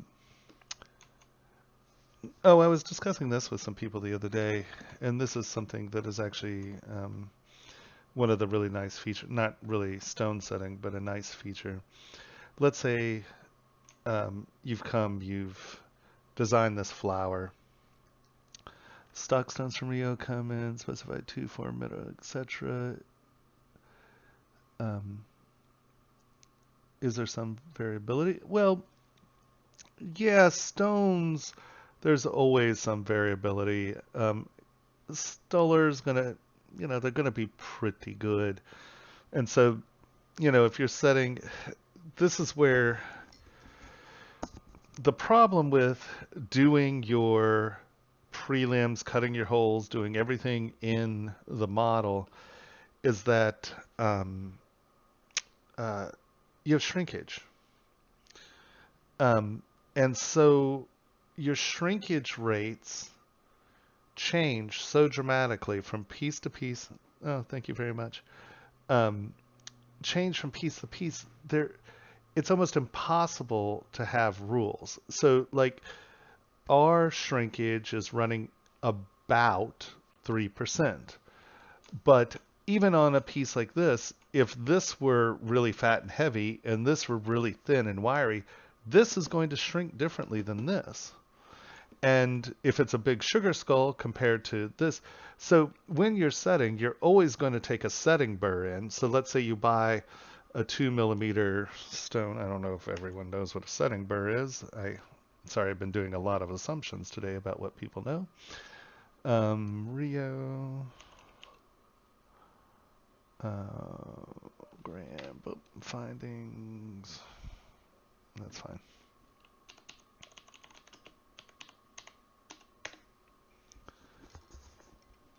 So you can see, remember how I said you're making a cutter? Well, these are setting burrs for rounds, obviously, right? And so diamonds are cut at very specific angles. And so this is the angle of the cut of a stone. And you can get these at different angles. And you can see that what's happening is this is doing the exact same thing that cutter was doing. You're going to drop that in, it clears out the space, and then you hammer everything up and over. Now they do have, okay, cup burrs. All right, so these, see how there's the cut back here? These are used by going down, you kind of cut back in and then resettle. So you're cutting those grooves up into it, and then you're sort of snapping the stone in, and then you're kind of setting it around. These are for cutting up under, like, or if you're setting a stone under an eyelid, or like, you know, the eyes of the skull, this will cut back up under the lid, and then you're like, and it allows you to get that cut back under something and down. And so you can see how there are all these different shapes of setting burrs. And these are going to be what you're grinding down in there, and you're making the hole right, because I can specify a 2 millimeter hole and you're still going to get 3% shrinkage. But if it's in a big fat part, you might get less shrinkage. So it doesn't matter how good you are in your model, there's always going to be variation. Even if the stones don't vary, your holes are going to vary. And that's why, especially from printing, you are going to you're going to hand set that no matter what. Someone's going to take a burr and blind it in. I don't know if I can show you that yet. I think they give them to her on the 27th, so I can show you after that. I was going to show you an earring and just show you how they were set, and it's real simple. Thing is that if you're doing real jewelry, you're going to have a real stone setter, and yeah, you know, I know it sounds like I'm copping out, but what I'm really trying to get you to understand is that you're not going to do it. You know, unless you were a stone setter. And unfortunately, guys, you don't want to be stone setters unless you're bench jewelers. If you're doing this, you want to be a designer for the most part, so stick to the designs. Yeah, let's see. Little flowers. Now, does everyone know how to turn flowers into chisel brushes and all that? Has we seen that kind of stuff? Because when you're iterating jewelry, you know, let's say you like these flowers a great deal, you can just come in,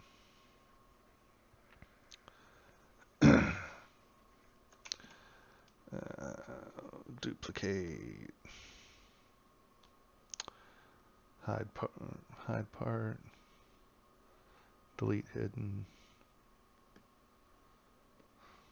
All right, we'll go down to the lowest res. Sometimes it gets weird about that. Delete hidden.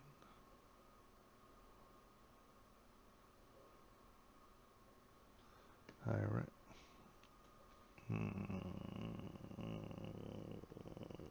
Okay. High res. So, you know, you've generated a part, and now all of a sudden you realize that you want this to be the center of a line. You just come in, append, plane 3D, spoop. Hide that.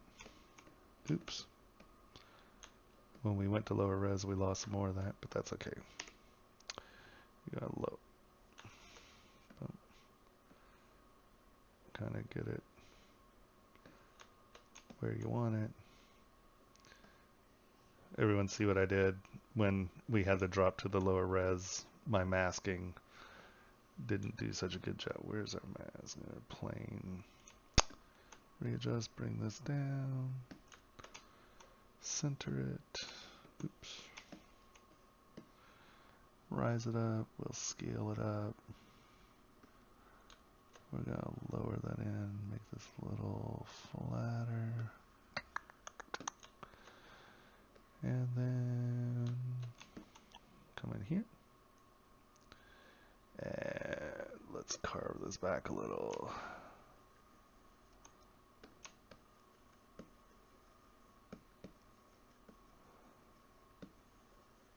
And you're going to have to divide this up.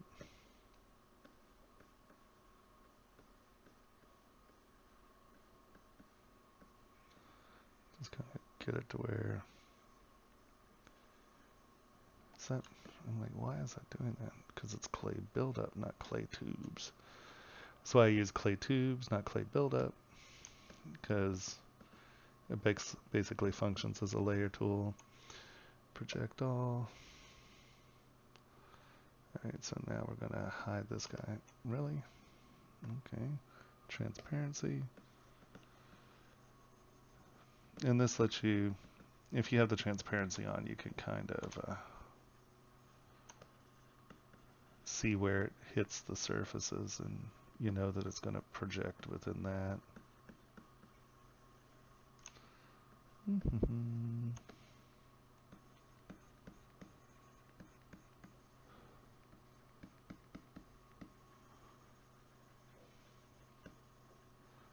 And often it takes just a couple times. You also can just change your projection distance.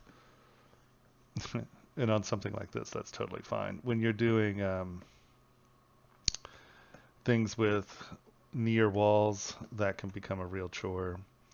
Divide this one more time. Get that flat.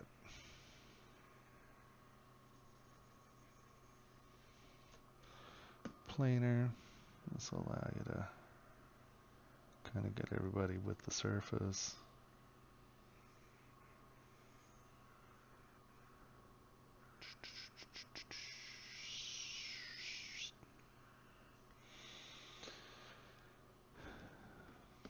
Obviously, I porked the pooch on this pool, but we're just going to pretend we didn't.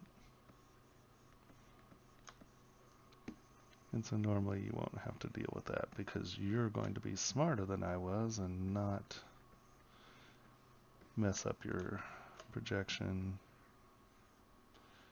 Come back in, touch it up.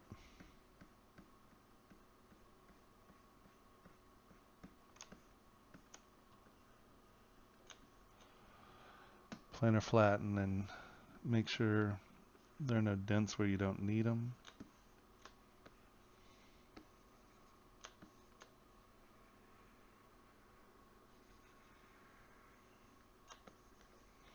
You can see that drops below the surface a little because it was at a weird angle.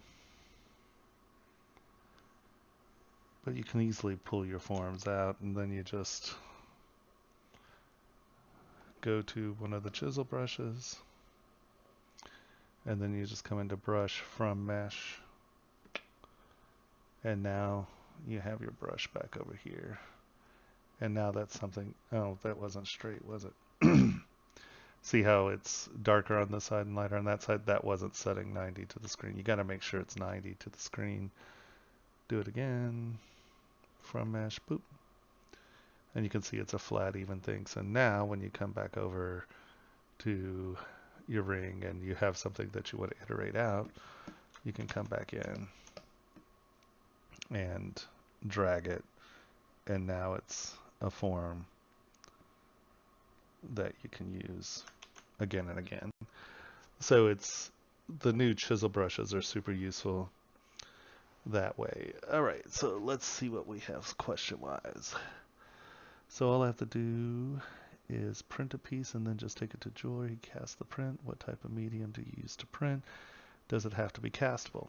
Okay, so this is Well, how hard is it to cast your own pieces? Well, there's a learning curve, and if you're willing to put in the learning curve, it's not rocket science. It's just you do have to learn to understand how metals work. It depends on what kind of casting machine you're using. There's just a lot of stuff going on, and casting is its own art. So, can you reposition after initial drag?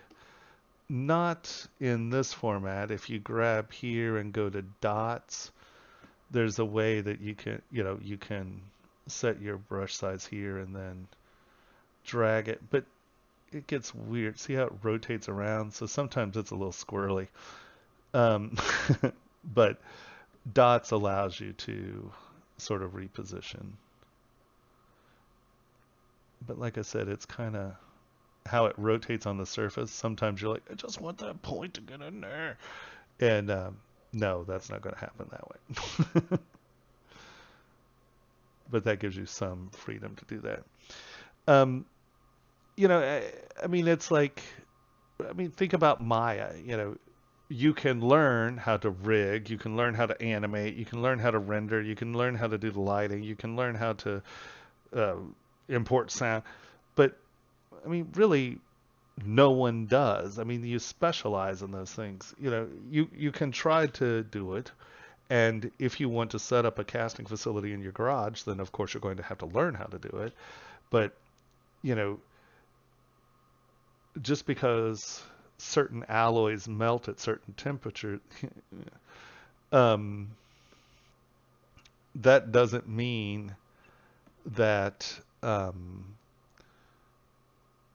that's the temperature that it fluctuates. And then there are different types of sterling silver. They flow differently. There's just a lot of different information that these people are spending their entire lives doing. There's a guy at Casting House who's their master caster, and he literally has journals after journal after journal. He takes notes on every single cast he does, what the alloys are, what the metals are, what temperatures, what pressures, what machine, how it works, and then he now knows what these materials are doing.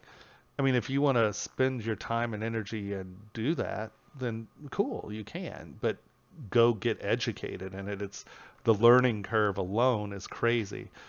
Um, you know, Here I'm assuming you want to be a designer. And if you want to be a designer, man, it, it's hard enough to get good at this. I mean, we were counting things up the other night. I have well over 4,000 quick saves. And think about that for a second. So 4,000 quick saves. Sorry, these earrings and this headphones are just killing me.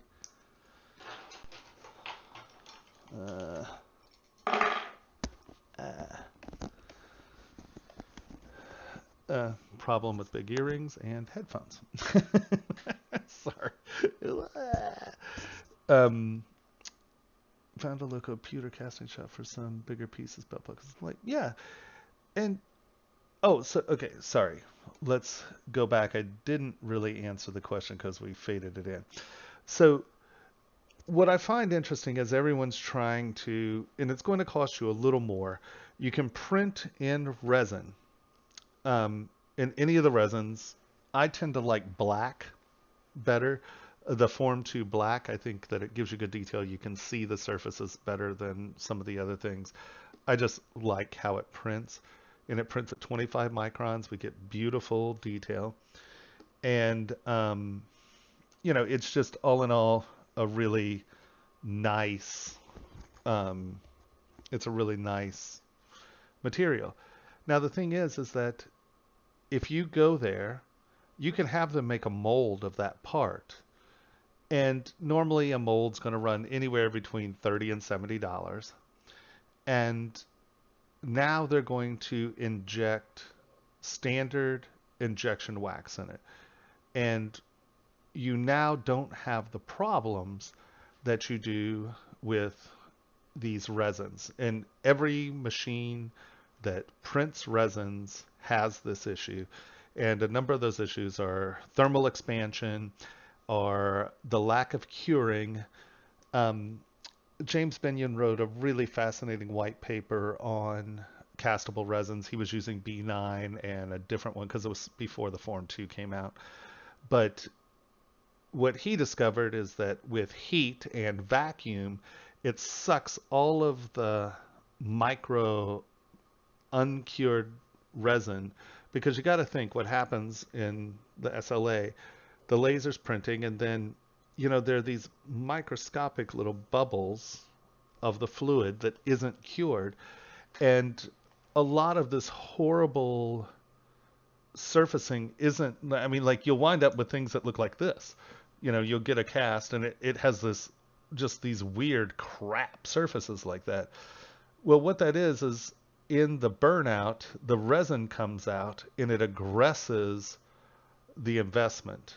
And so now you have this burnt out of your mold or your investment. And so when it's cast, you get all this big positive form up here and you're like, where did that come from? That's not in the mold.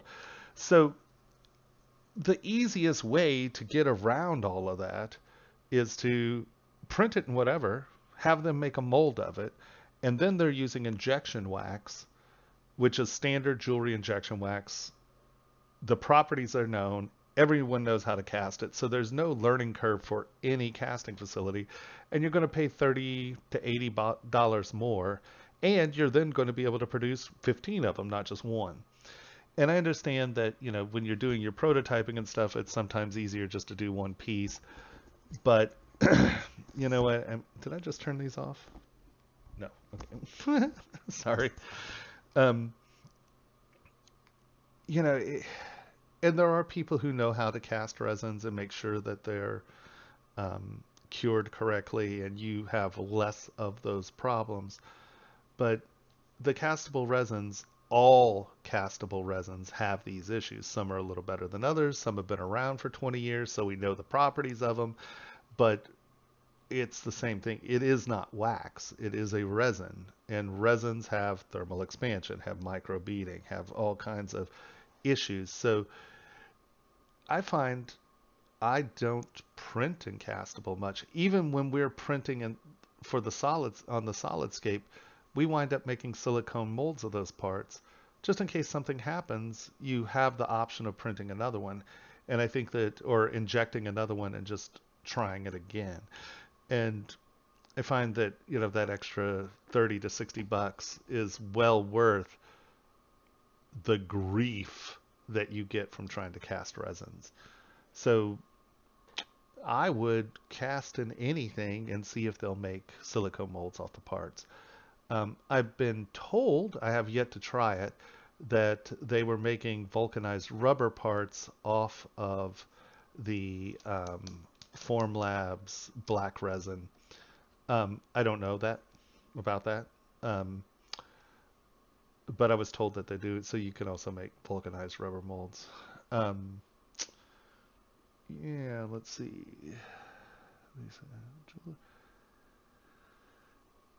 Yeah, for the most part, they'll be able to deal with it, whatever material you print in. A lot of the mom and pop shops don't necessarily know how to deal with the resins, so you can wind up with absolute crap parts, and no one understands why, unless you look at the piece. And like I said, there's a white paper that James Benyon did on resin casting, and I'm pretty sure that it was part of the Santa Fe Symposium, so you can download the paper from Santa Fe Symposium, I'm pretty sure. Santa Fe Symposium is sort of like the TED Talks of jewelry.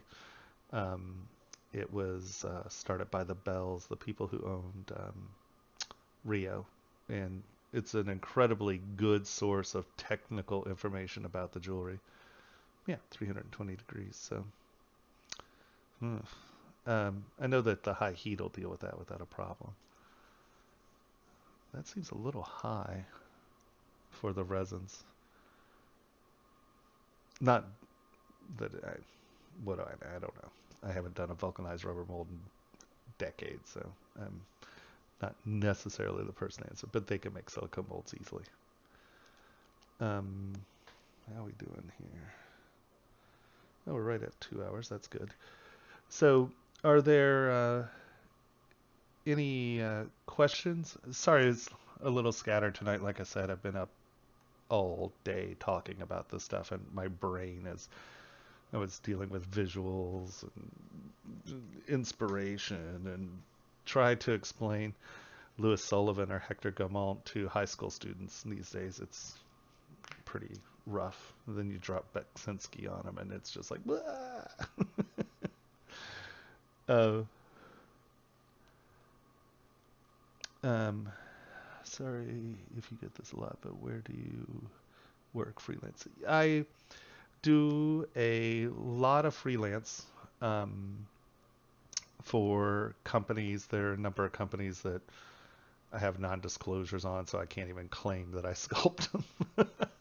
And then right now, I'm in the process of helping start two companies. Um, One's an earring company with a friend of mine here, and then we're doing the body jewelry stuff. Um, and I'm going to go to Spain in November. I was in London for 6 months last year, and then in turn part of this year, and then November I'll head to Spain. I'll be there at least 6 months. Hopefully, we're just going to get the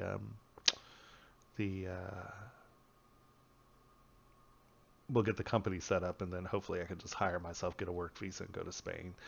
And it's really nice. Gandia is like part of the Valencia community. It's beaches, and we have a swimming pool, and I'm really ready to deal with the Spanish lifestyle. Siesta sounds like a really good idea. I don't know that I've ever experienced one. It's like, that's what I was saying. It's like I have over 4,000 quick saves since 2013. So what's crazy about that is now I have my things saving every 30 minutes, but let's even just say I had it saving every 20 minutes because the first couple of years I had it um, saving every 20 minutes.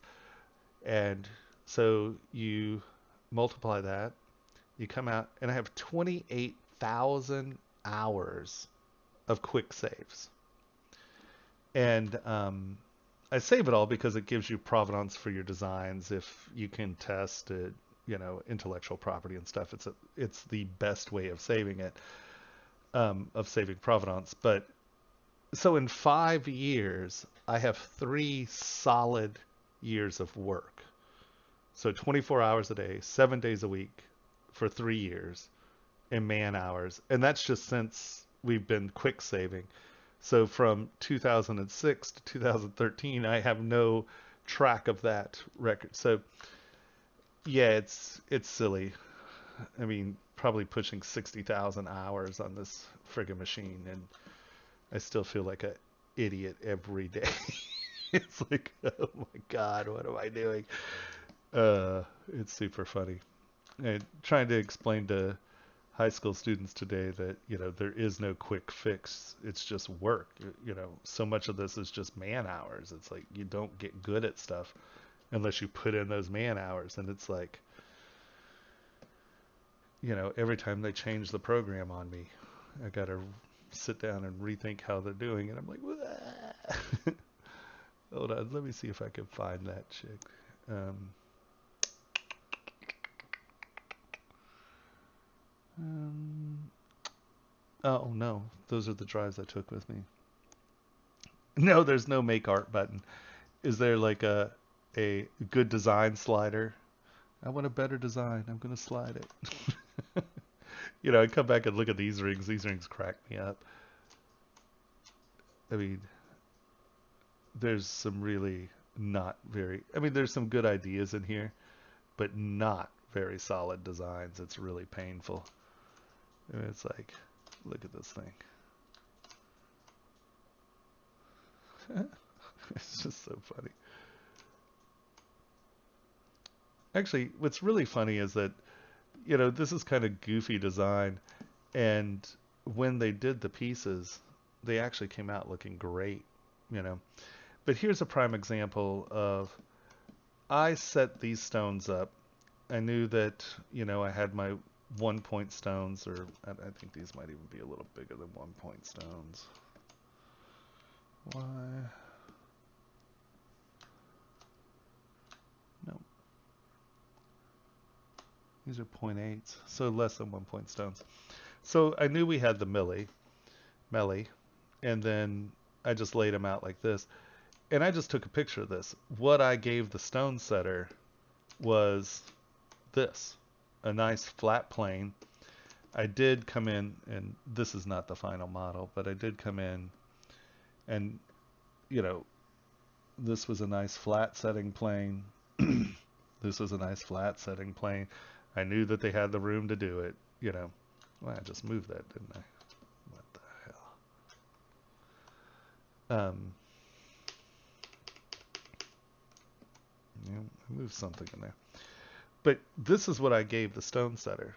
You know, they don't want me in there drilling little holes. Every once in a while, there are some stone setters that would um, like every once in a while, you'll ask someone will ask you for your pinholes, and that means they literally just want like a little hole like this where the cullet is, and that just gives them a place where they don't have to think, and they're just going bzz, bzz, bzz, bzz, bzz, and knocking in the seat. And then what they do is they bring a graver in, and a graver is just like this little chisel, and they just push the metal up over the edges, and it creates these little beads. Yeah, thank you, indicators. And you know, here, let me see if I can get this moved. Somebody moved. Why? Boop. Nope, turn X off. Center. How is that center? Center? Really? You're gonna call that center? Okay, you just... Oh my goodness gracious. Something's going on there. These are old models, and sometimes they act weird when they come in. Here, let's get back to here. Okay, there. And so if someone does ask for indicators, or for their pen spots, or their drill spots, or whatever the G's they call them, you can come in here. I find that taking, you know, you can either turn transparency on, and you can kind of see where the spots are, where the center spots are. See there and there. You know, you can come in and just mark them here, and you're sort of seeing your center spots. So that's showing you where your drill indications are. But, you know, honestly, the stone setters that I've dealt with, yeah, they don't want that. Yeah, the watch was, it was for the Palladium Alliance. Let's see, should be able to find that one. Wow, that was loud.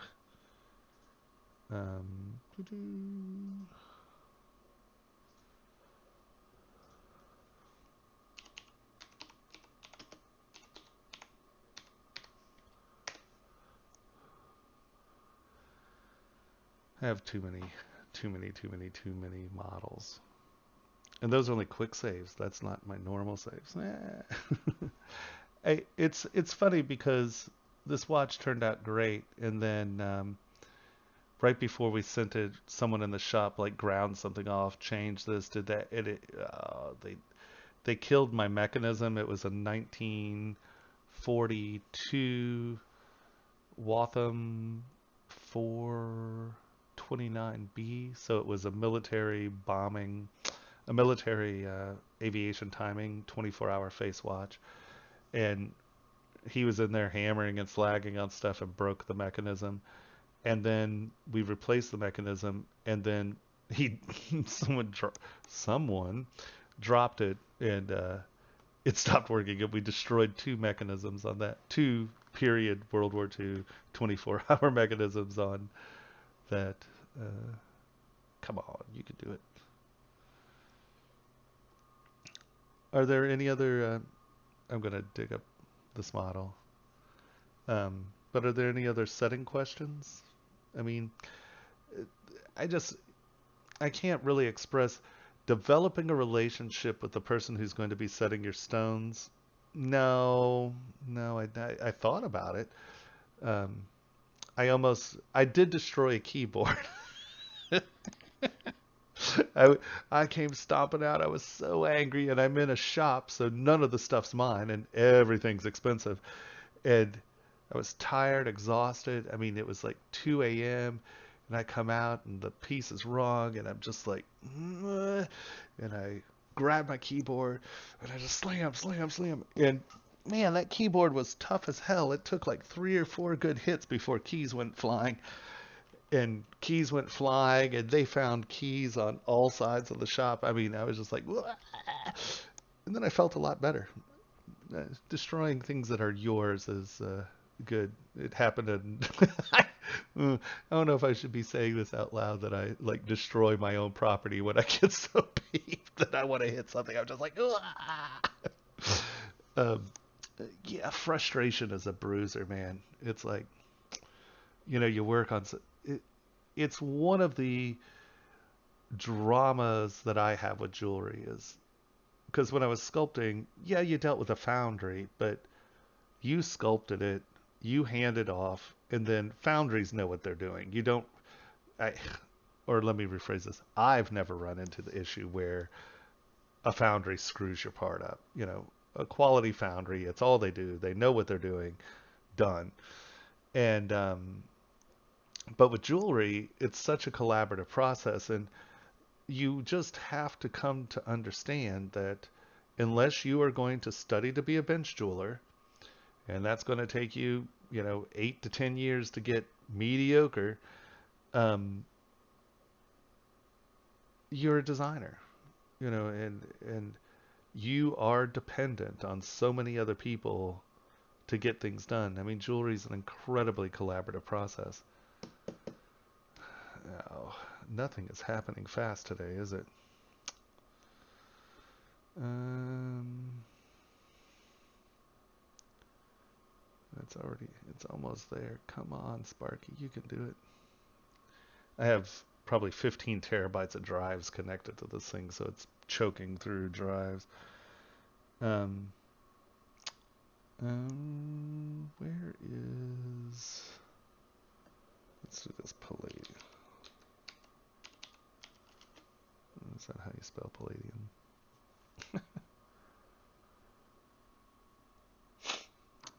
There was a big competition put on by the Palladium Alliance, and they sort of said that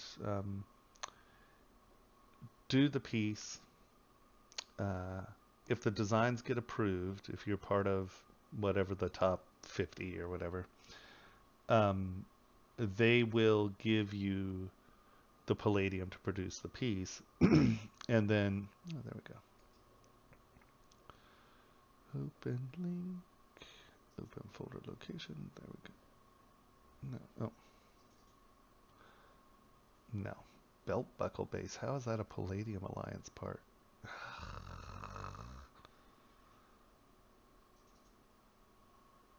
Filigree cuff, rhino, peacock wiring. That's just super weird.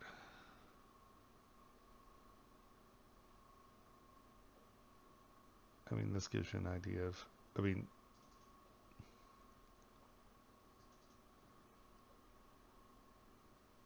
I can't believe that. Let's just do watch in here.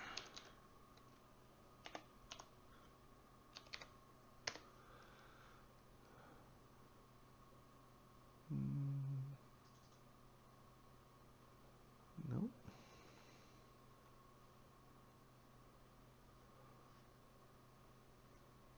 Wow, those are old. 2006. That was an old Panerai case. And yeah, so that was for the Palladium Alliance. For some reason, the Palladium Alliance folders. I didn't do a belt buckle for the Palladium Alliance, so I have absolutely no clue what that is. You know where it might be? No, that's just where we were. CPR, let's do watch.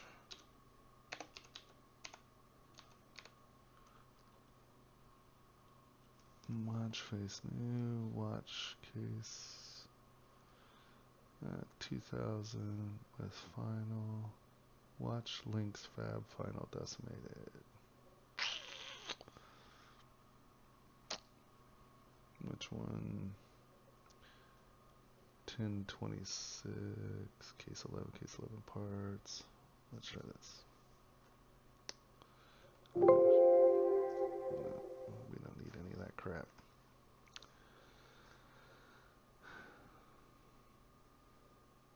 Yeah, and the Palladium watch is 13 ounces. The watch and the chain was 13 ounces. They would give you, what was it? It was 6 ounces per piece. And my watch, the watch and the watch chain, they split and counted as 2 pieces, and they kind of let it slide in. But yeah, no, 13 ounces of palladium was that pocket watch. You could throw it through a car window. It was ridiculous. These are old models. Sometimes they crab out. So I'm thinking that next time we'll start a piece, and then I won't worry about necessarily getting it done. And then the week after that, either I'll finish it and then prep it for printing, and then we'll print it, and then you can sort of see some of the issues with printing, if that's helpful. I can, because nowadays prepping for printing is much easier. Wow, this is just really slow. How big was that file? I can't imagine that it was very big compared to the files I have nowadays. I have ridiculous files. I'm big dummy. It's only 267 megabytes. Come on. It's an older version, like this from 2012, and like the last. Come on, you can do it. We're gonna wait a minute. Yeah, ridiculous. So sometimes it doesn't like models that come from. I think it was.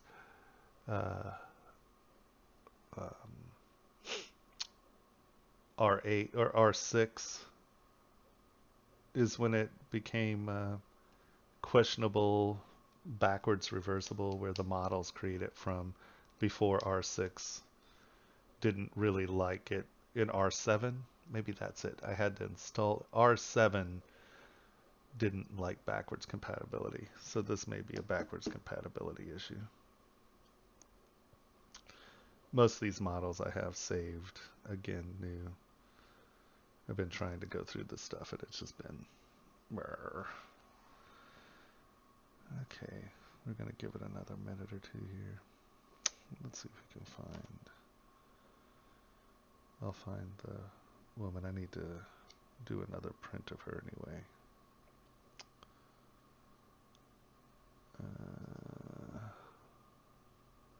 Is she here? Tengu girl seated body. Oh, that's decimated. Okay, so let's go here and do Tengu girl.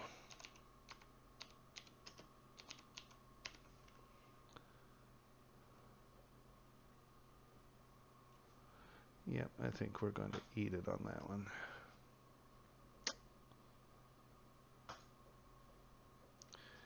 Yeah, I think that model is just too old.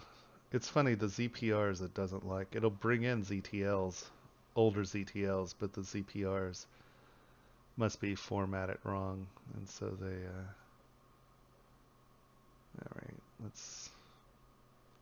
none of these are very big files.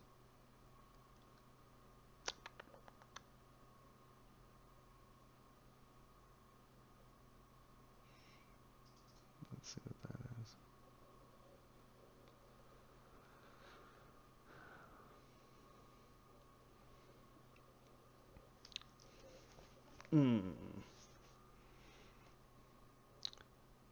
So, no stone setting questions? I know that was a sort of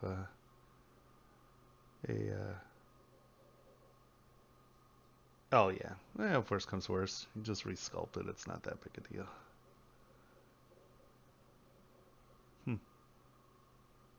Let's see what we got here.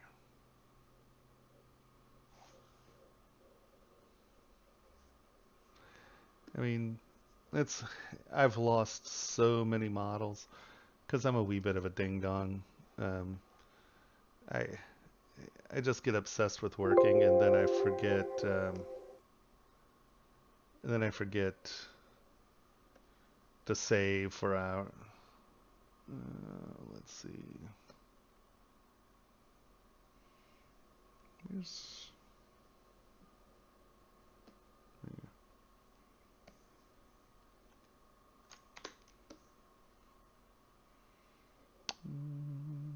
Edit. Frame. Yeah, this is a much smaller model. I'm sure it'll find the full one in there somewhere. Oh, this is after a remesh. I mean, her head on the real model is about 50 million polys. So this is. What do we have here?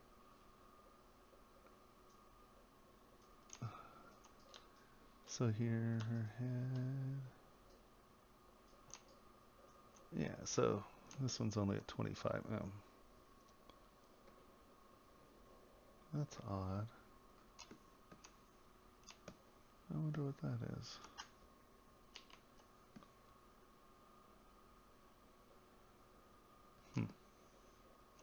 See, like her little heads ends come to little dragon heads and stuff. This is pretty cool. I have no idea what that is. Live boolean's not on. It's not a coplanar issue.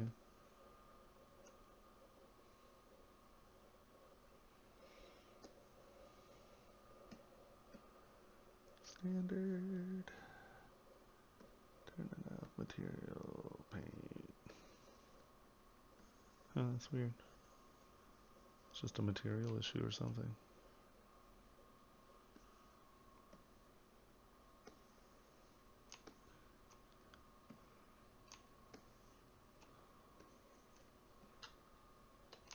Yeah, the print of this turned out pretty well. But this is a bruiser. I mean, as a big dummy, you put way too much detail.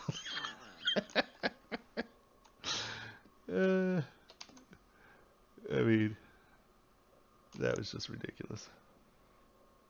I love it. The ZBrush Summit, it was so funny. I was so flustered because I kind of went on late, and then I went up there and I kind of showed all this other stuff. I didn't say one thing about jewelry. It was ridiculous. Not one thing about jewelry. I just talked about this.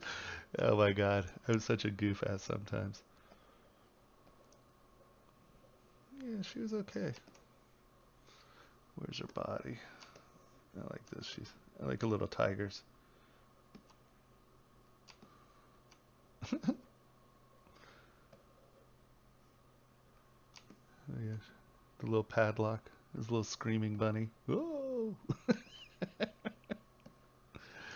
So retarded. I don't know. Just oh, there's her tail.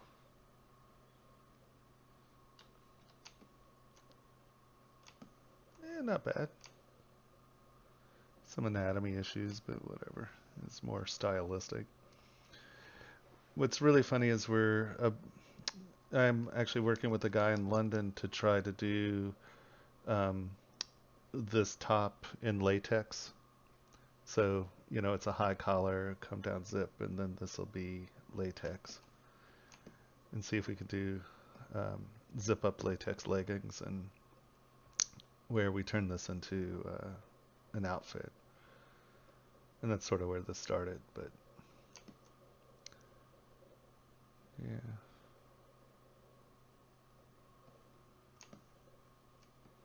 That wasn't bad. She was kind of fun. The print looks pretty good.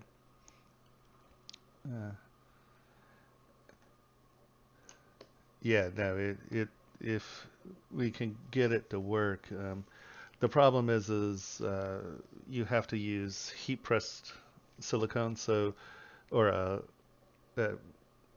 well, yeah, I guess it's a silicone instead of a latex. Yes, he's doing silicone instead of latex, and that's the issue. And he does prosthetics, and so this stuff has to be laid down and heat rolled under this press. And so you'd have to do it in big flat pieces. But he's doing some really cool bodices and stuff. Um, so I think we can get it done. I just need to peel these out and make them flat parts. And I have most of the leggings done. I have probably a quarter of this done. I haven't done the arms yet. But yeah, kind of fun. I wanted to use her in a couple other things, but the head is so detailed. It's just a nightmare to print. I mean, it's a nightmare to print anyway, because where are you going to support it? You know, I mean, this was this is a dumb design for print. Uh, if I wasn't leaving the program, it'd be fine. But I mean, I don't know what I was thinking. I was obsessing. You could tell that I was obviously in an obsessive mode. Because none of that's applied. That's literally just me coming in with clay tubes and just kind of doing this. It's like, all right, well, we'll do the. That's clay buildup. See? Clay tubes. You can see there's literally just me kind of doing that. That's why I think it's funny when people talk about, well, how do you texture? I'm like, well, uh,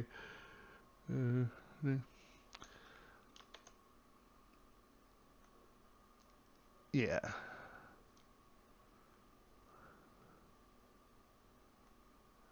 Oh yeah, no, it wouldn't be cheap. His or his silicone bodices sell for like 3 grand, 4 grand, and they're nothing like this. Yeah, it would be an expensive part. Um, but if we could do it flat, we could do flat molds of it, and then yeah. Well, this is Tengu. This guy's Japanese. He's like one of my no masks. Uh, I just thought it'd be funny to have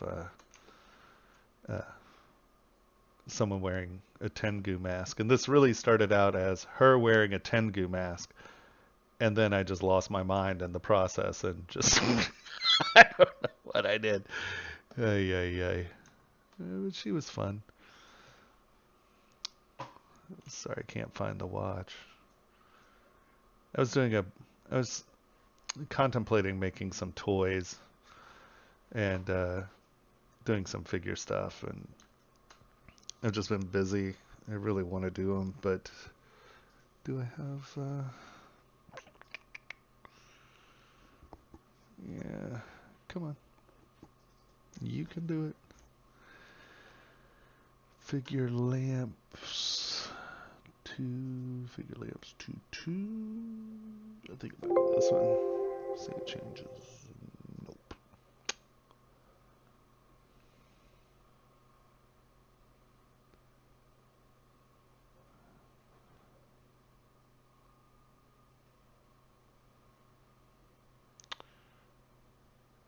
Do do do do do.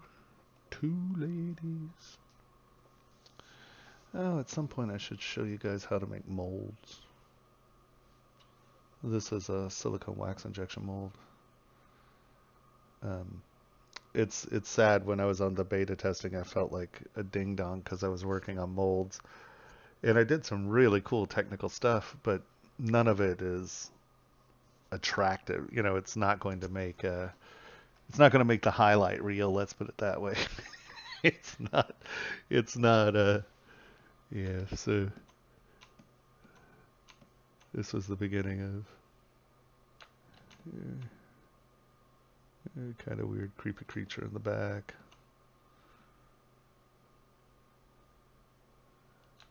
This kind of big goofy dude. Here's my sea monster.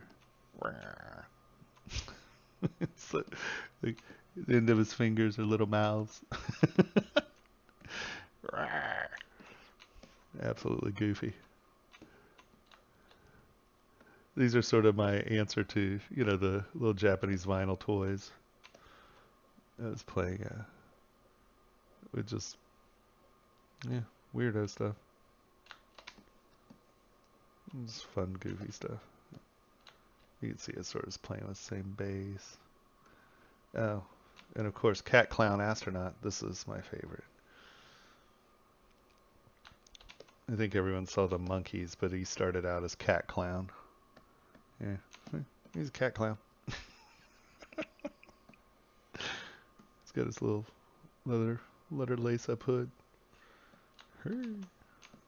Yeah, no, that's not weird or anything.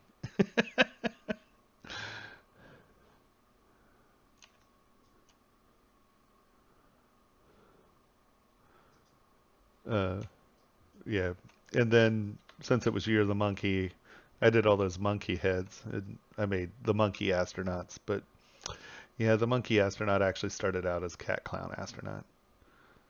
I thought he had a little heart patch on his butt. Oh, that's the monkey. So he went there. Do I have the monkeys here? Come on. No, Trump. Started to do Trump toys. Oh man, something in my eye.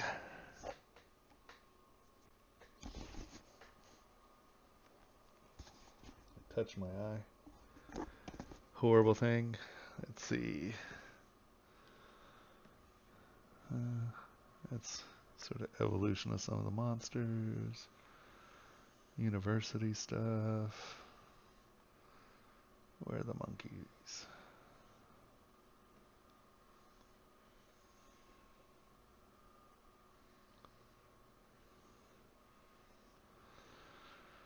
Lots of university stuff.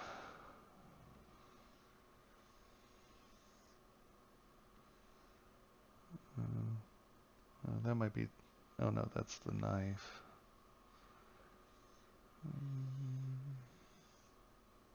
Organics. Come on, where are you?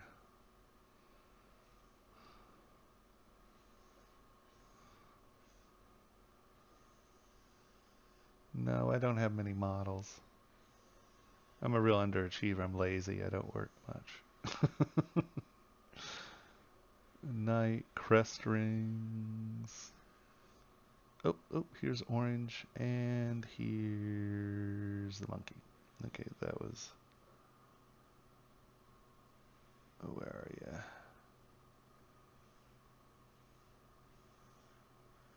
Do I really not have him with the?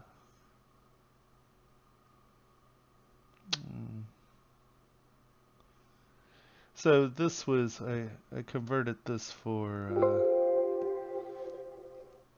This was sent this to Solidscape. They have a design competition. They had like little objects of art, and I sent them this. But this is actually holding the skull, and you know the Horatio. I knew him well.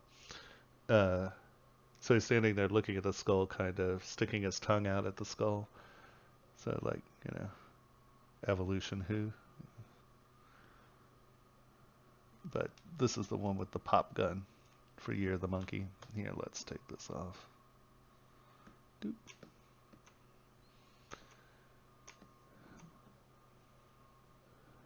But you can see.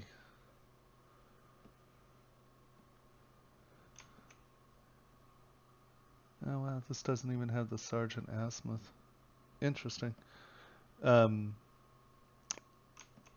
So on this he had Sergeant Asmuth, which is the original thing for this. One of my favorite things This is how stupid I am. See, he's a bunnery sergeant. I know, I'm a dork.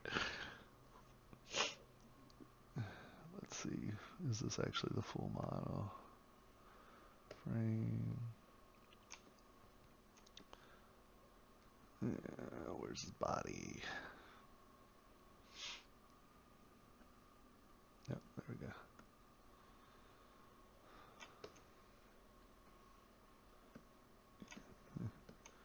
See, even his little bunny has a cigar.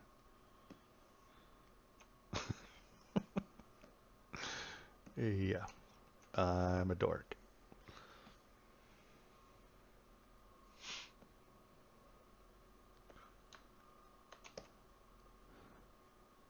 Yeah, you can see we changed him around. Come on, you gotta tell me.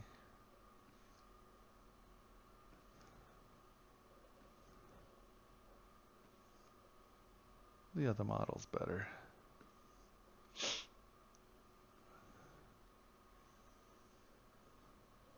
That's that.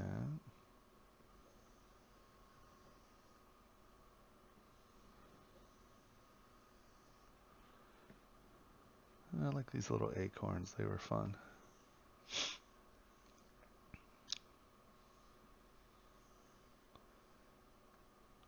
Ah, there he is. I was trying to get a material that would, a friend of mine has a gorilla logo, and I was trying to get it to where we could use them for, get the two-dimensional, or get the,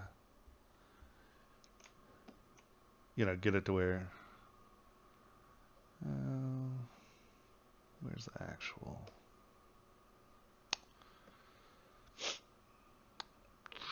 Isn't it right here? I love it when I take things off. It's probably under view, isn't it? Is there view? Document, draw. The actual boop. Let's turn this back into boop. There you go. Take a background. Yeah.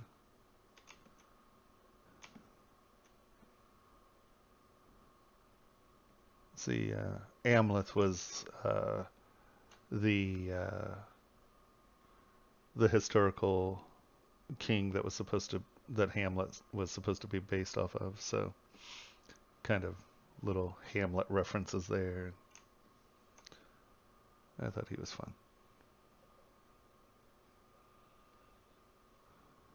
Yep, clappy monkeys. We were full of monkeys. 2016, full of monkeys.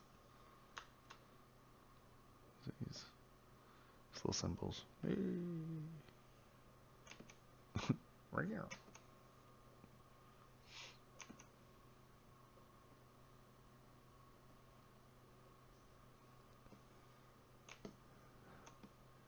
So I want to turn a bunch of this stuff into toys. I just haven't had time. I've been a busy lad trying to make money. Oh, is there anything else? Can't show you that stuff yet. They're not launched. Kind of cool stuff though. Little gorilla guy. Oh, yeah. Ooh.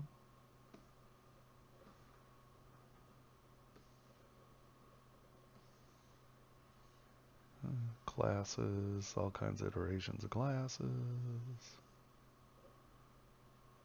Come on, you can catch up. Is it lagging? Alright, let's go back.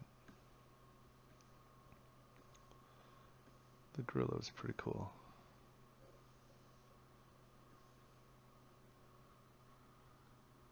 Did y'all see this guy? I don't think he's done here. There's God, Jonathan something. He's an illustrator. I met at Emerald City Comic Con,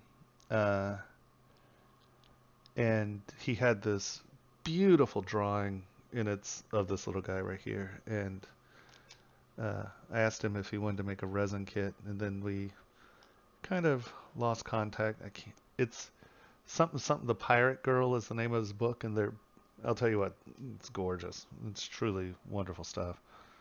But uh, come on, you can do it.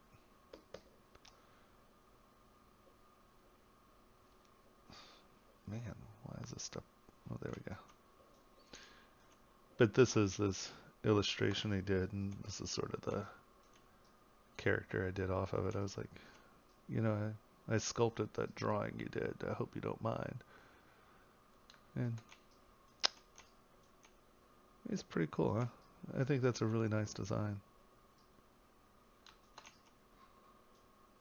I think that'd be a good resin kit. So it's close. I didn't get the back done. I got really busy.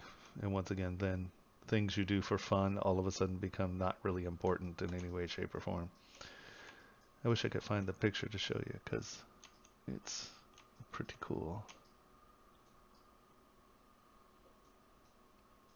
I just saw that. I was like, dude, that's rad. Your bosun's whistle and, your adjusting pins. Yeah, that was cool. All started there. One of the few times I actually did use Z-spheres. For some reason, it never occurs to me to use Z-spheres. I think because early on, the meshes you got out of them kind of sucked. And then I'm a creature of habit. It's like you get into a habit and then I often have to be forced to revisit those. Shells. But here you can see, someone was asking about layers. I just build things in parts and then you merge them together or you then project to them. Yeah. Jonathan. I feel like a prick because I can't remember his name. Something the Pirate Girl. I don't have any of my books or anything. I'm sort of in between houses, so I don't have all my reference stuff. But he's a really talented dude. I wonder if we can find that. I think his first name is Jonathan.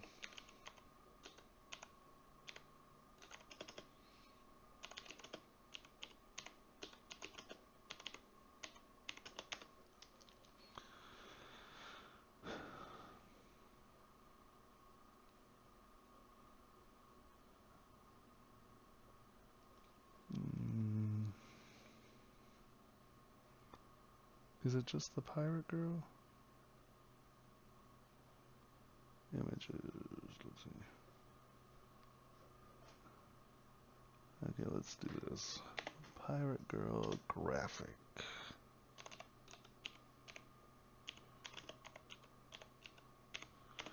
Ah, yeah. So that's her. So what's her name? Cursed Pirate Girl. And what's his name? I always feel like a putt. Oh, Jeremy.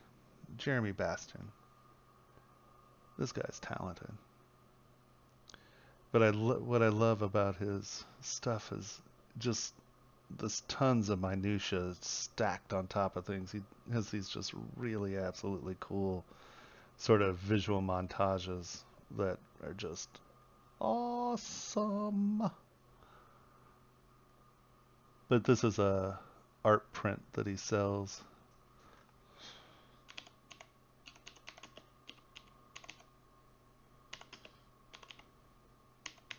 I don't hear anything about my spelling, guys. I'm dyslexic and I don't even bother anymore. Let's see if I can find this guy.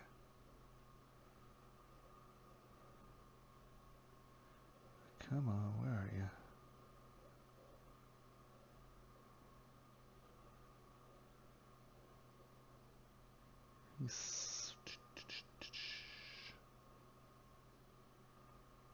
I mean, he just has tons of these little characters all over everything. They are just rad. He has some really spectacular character design, and they're just like these little tertiary, like little wing nutty things. They're not even important characters, and they're everywhere. And I mean, you've seen how I nerdly out on detail. I think you. Let's see if he has a website.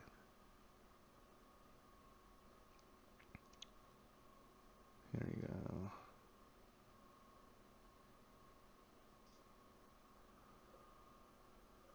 Let's see if they have a place where he's selling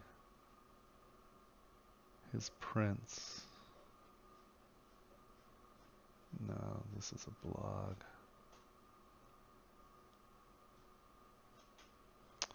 Yeah, well. That guy is badass. And this is one of his little figures. I don't know if there's... I'm just rambling at this point. Sorry, guys. I don't know if this is entertaining anyone. I haven't looked at these models in forever. Stone setting, and then we have a bunch of monkeys. I hope everyone's okay with monkeys.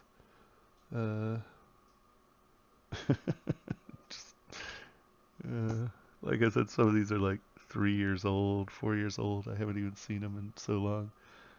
Oh yeah, here's the gorilla I did for this guy.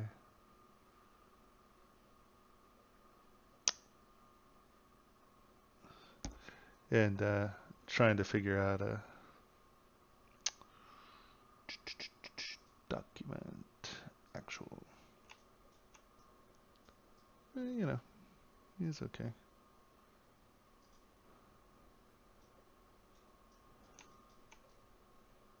He wanted a sort of rough, gruff gorilla.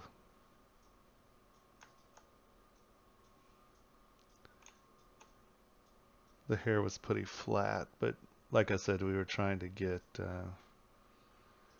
these turn it into a graphic for his business cards. And so I dug up these. And I know that I should be able to go in and just figure out how to do this, but that would mean that I need to stop and go figure out how to do it. And that would mean I'm not sculpting, and yeah, and then I just get aggro. So, hey, look at all this goofy crap. Yeah, it's funny because I really want to start doing just more of this toy figurative stuff and just start getting back into making some statuary things and little objects. I mean, you guys saw the anchor and stuff. Oh, here are the monkeys. Did everyone? So we have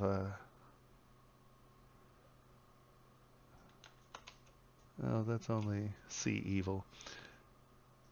So I did speak evil, see evil, and hear evil. And then this guy in orange, they were saying looked like Trump. And this was before Trump got elected. But they were like, hey, look, it looked like Trump. And so I was making and unfortunately, the other ones are on a different drive. But so I started to make a Trump. So I was going to have Trump being see evil, speak evil, hear evil. And then I was going to have him in a windbreaker leaning over and had a big Twitter symbol on his like jumper jacket. So it was tweet evil. Yeah. See, I have entire collections of posing of his hand gestures. Yeah, just goofy. What are these? I think these are just little objects. There's part of the anchor. The anchor turned out well. It's supposedly cast. It's supposed to be at the foot of yeah, God only knows. This was like the little jumping guy. He always looked like this guy jumping in water to me, like falling backwards into water. then just different versions of him. I think that was the first version. And then he just got weird, but this was wound up making it as a pendant. And I'll tell you what, it looks goofy, but it actually read really well. That one turned out pretty good. What do we have? Once again, just some weird pendants. This is pretty cool because eventually this got like a little ruby bullet in it. This one turned out pretty cool.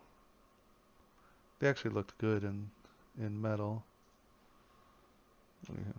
Just these were actually spacer beads for pearls. So the pearls set here, and then these were the spacer beads in between pearls. Wow, I haven't seen a bunch of this crap. Oh, this actually almost got used for William Henry. Not that version. It was just the eyes. These are a bar bead that I used for William Henry's. Some William Henry parts. But I kind of liked it where it was the eyes are gone and it was just the mouths. They said it was a little too morbid. Morbid. I was trying to explain to a friend, this was a large bronze piece I did that was very similar to this. It was big. It was like 19 feet by 11. And it was this huge bronze thing. And this was sort of what my fine art looked. This has no detail in it, but this was sort of what my fine art looked like. I was doing some big abstract bronze stuff.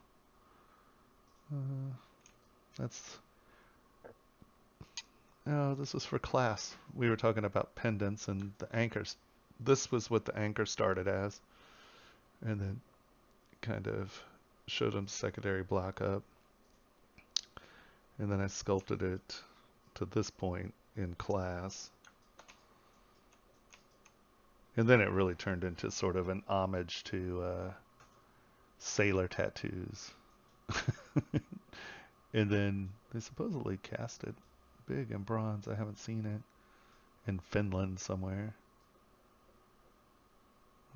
The problem is when I started see how these are quick save 2s. I didn't realize you could take the quick save counter when you reboot and refresh stuff, and so I have lots of files that were renamed the same thing. Does this have anything? This was another toy based on that same guy. Rings for Disney. Oh my god.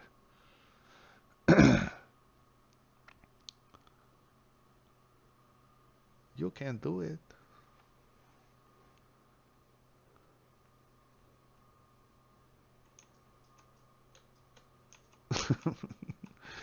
Ay. Who knows? It's kind of moving the guy around. I thought he had one that was further along than that. I don't know, guys. What do we have? I can't show you the alien. That's all just the same figure.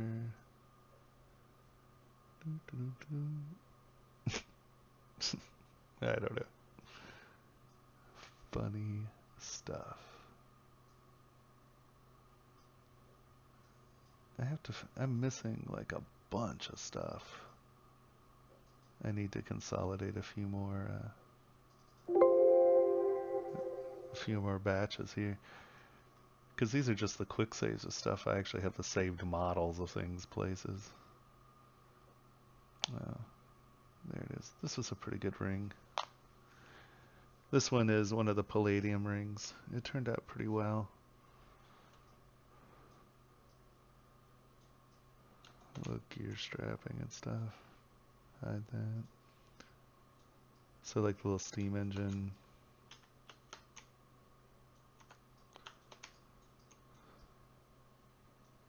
Little pipes and stuff, and the pipes come out of the forehead. Oh, this one's decimated. It came out pretty good. That piece worked okay. You can see I just have tons of different iteration savings. But once again, this, going all the way back to stone setting, this is how I left it for the stone setter.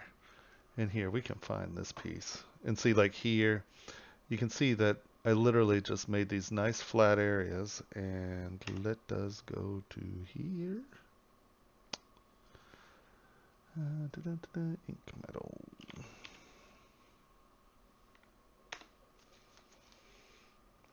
Collection.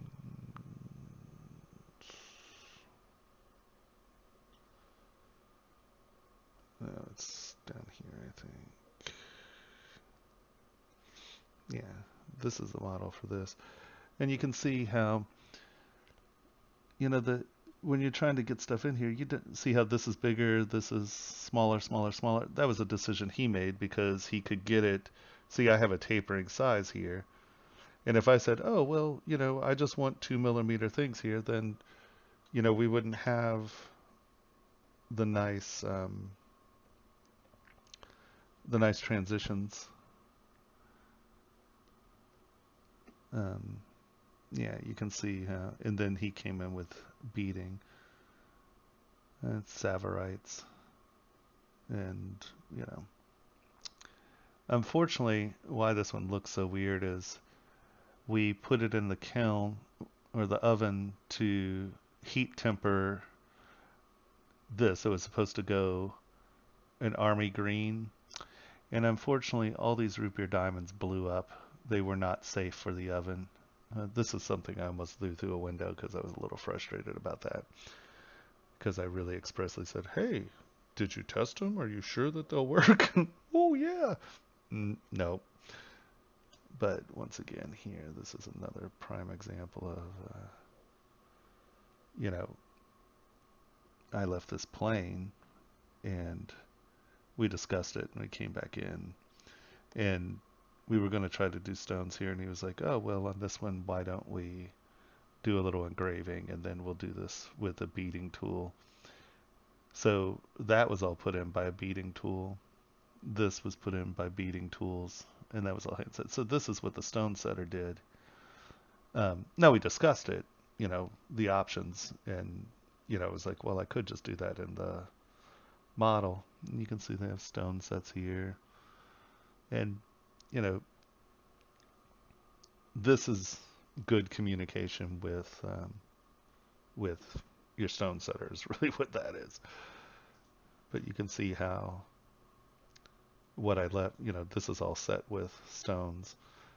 This was set with stones. And so that way the stone setter really has control of that. And we had these separated out. This band and this band were added on later. And that way you could set up under them. He set sort of under here so they crawl under there and they look good.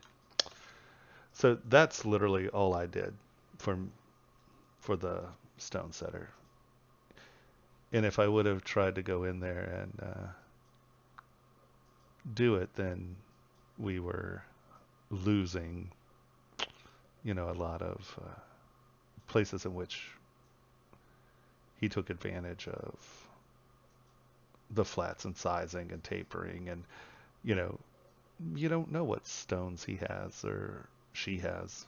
Sorry, not being gender specific in any way, shape, or form.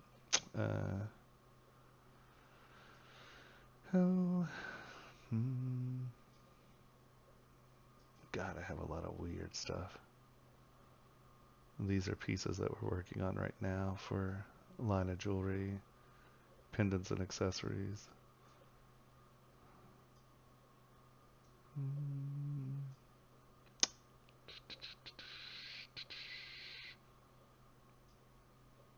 Put a third eye on the sugar skull. It's kind of fun. Oh, where's my weird Cthulhu eye? That was pretty rad. You can see we're doing a lot of this sort of repetitive patterning stuff. That's fun. I don't usually do just like really pretty things. Yeah. See, that's for my friend. She was like, I want a third eye on it. I was like, okay. Oh, this is the Tengu. I did this for a gentleman who he has this big tattoo on his back. Oh, come on.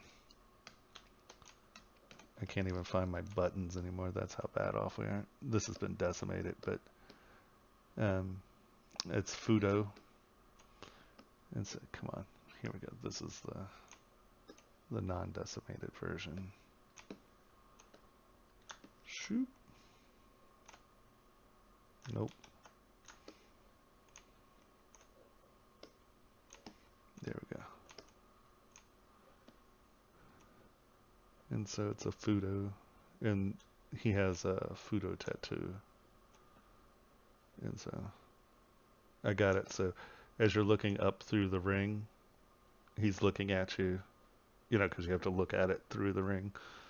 So he's looking down at you. That was fun. I like putting things inside things. His initials.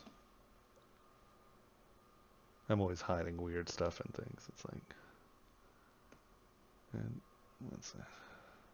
Oh, same guy. What's that? Oh, so I did a whole bunch of, so this is the High Priestess. It's the second trump card. I did a whole bunch of the Day of the Dead trump cards for the insides of the skull rings. And the plan is you could order what trump card you wanted on the inside of your ring. They were pretty fun. But never quite got around to getting that sorted out because I shifted on from, well, I got hired on by William Henry, and ink metal's just kind of sitting there. I haven't done a whole lot of new stuff with it. Once I get the body jewelry stuff up and running, and this jewelry up and running, I think that I'll go back, revisit some of that, and yeah, this is some of the pieces that we're doing right now.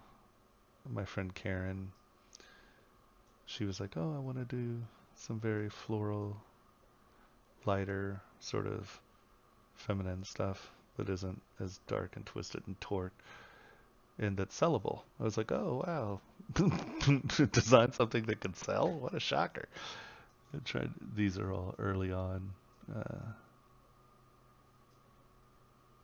But come on, where are you? I mean, you can see how many different iterations these friggin' things. Yeah.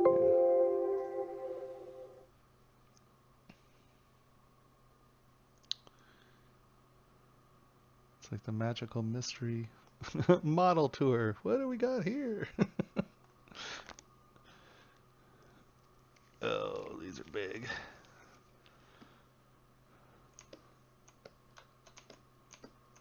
That's sort of nice, feminine, sort of mandala shapes. And a lot of earrings, and let's see, here's another earring. What's there? Same thing. Nothing too compelling. We changed these. We've thinned them out some, but yeah, they're pretty close. I love you can just do a full swing. I have to ask if I can show the university stuff, because there's some good technique stuff in there that's good about showing iterations and stuff. I just don't know if we can show it since it's a little early. It hasn't been released yet, so like I said, there's a lot of stuff I work on that has yet that I can't really show. That trifoil's okay. Where is it? It's not the finished one.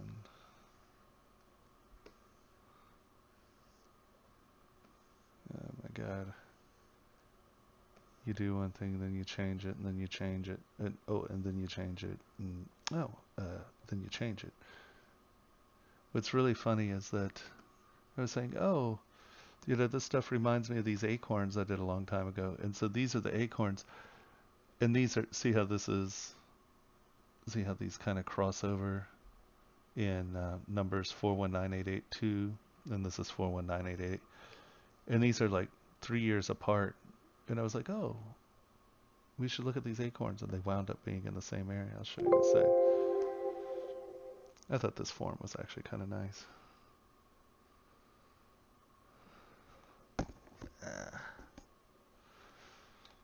And these are off being cast or test cast, and then hopefully these will be in full projection by January, February. And these are kind of interesting because we're doing them in stainless steel. And so they're actually lighter than silver. Stainless is substantially lighter than silver. I think it's specific gravity. Most stainless's specific gravity is in 4.3 to 4.7, where sterling is like 10.2. So it's a pretty dramatic difference. Yeah, there you go. I think that piece turned out okay. Oh, the back on this one isn't done. But for earrings, you know. No, this isn't. This was an earlier one too. Excuse me. But so we had these shapes. No, look, light rain starting. And let's find the acorn. I had a glass blower. We were going to, where are you? Okay, we're just here. You can do it. Come on.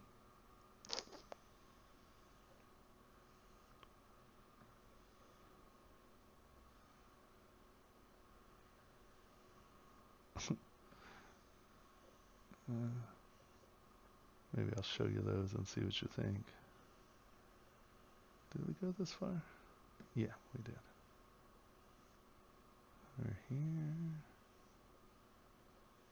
Do that. There we go.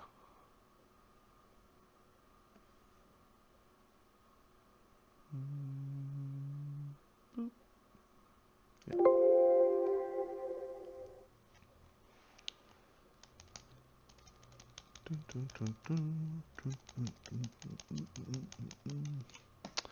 And so there's sort of this acorn shape that we're going to be blown out of different glasses, and it just has a little lip.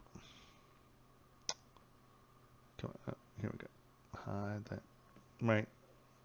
And then these, you just kind of crimp on. Come on, where are you? So you can sort of see how, so kind of got the rough acorn shape, and the interior is correct. And then I started looking at forms. Then I started playing with shapes, and then I had to mask that off, extrude it, and then that's how I came up with the shell. But now it's nice. We can just punch holes in things too. We don't have to deal with the extrusion stuff. But I thought that'd be nice. It's kind of cool. A little bit more graphic. These were really popular at the turn of the century in the 20s. But I thought these would be just like really fun, nice little tiny dangle things that have good detail. And if this was cool glass, you know, something that was like maybe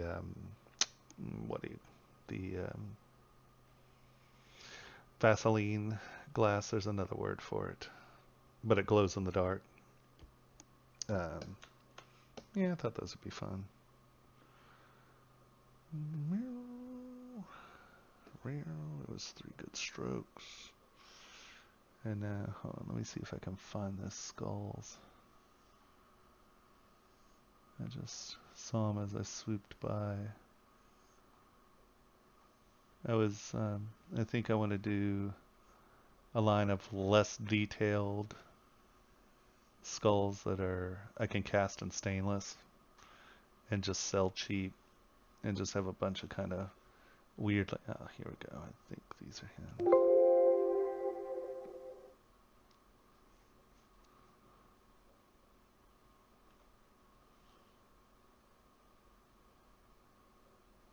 You can do it. Oh man, I have just been rambling on, haven't I? I'm half asleep. I got up at 6:30 to deal with kids and uh, things that are. No, these were taken off of just weird. Where's the little pirate guy? Oh, here he is. I like him. I think that's a pretty good one.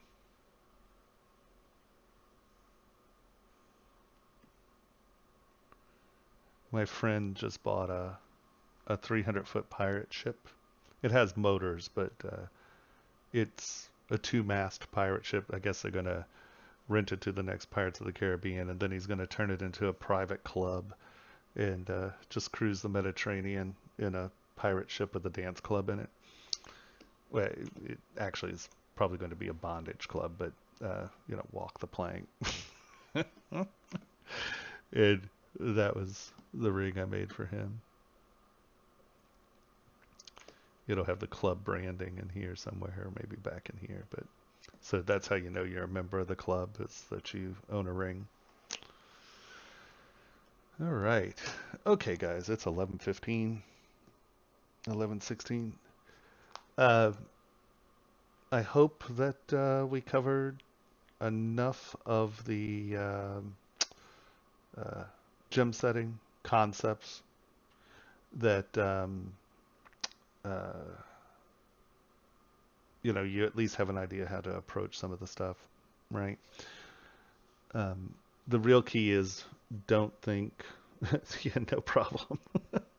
Sorry, it just turned into a ramble fest here. I'm exhausted. I'm just like,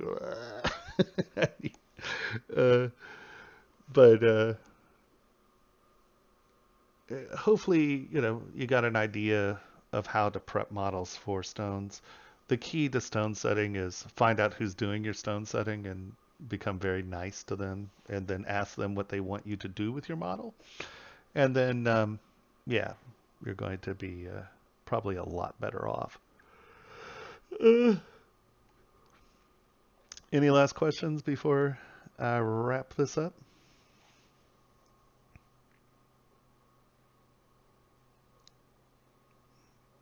It's funny, I sit here and be quiet, but I forget there's like the time lag.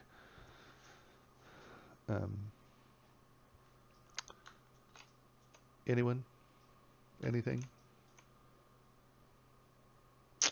All right. So I'm going to pass out. And thanks everyone for being here tonight. And hopefully I'll be a little more conscious the next time. I do think that we quickly hit on most of the ways that you can prep for stone setting, and a whole bunch of my just goofy stuff. All right, so have a good evening, guys and gals, and thanks for joining me. And yeah, I'll see you next time, and I'll figure out something to do. I found that just model browsing seems to get me more viewers than anything else. So, all right. I will see you a week Monday. And yeah, have a great weekend, not week. It's Monday. And if anyone has any questions, feel free to Skype me or email me or whatever, and I will be happy to help anyone with what I can. All right. Have a great evening. Now let me find my little screen here and figure out how to stop this thing. All right. Good night.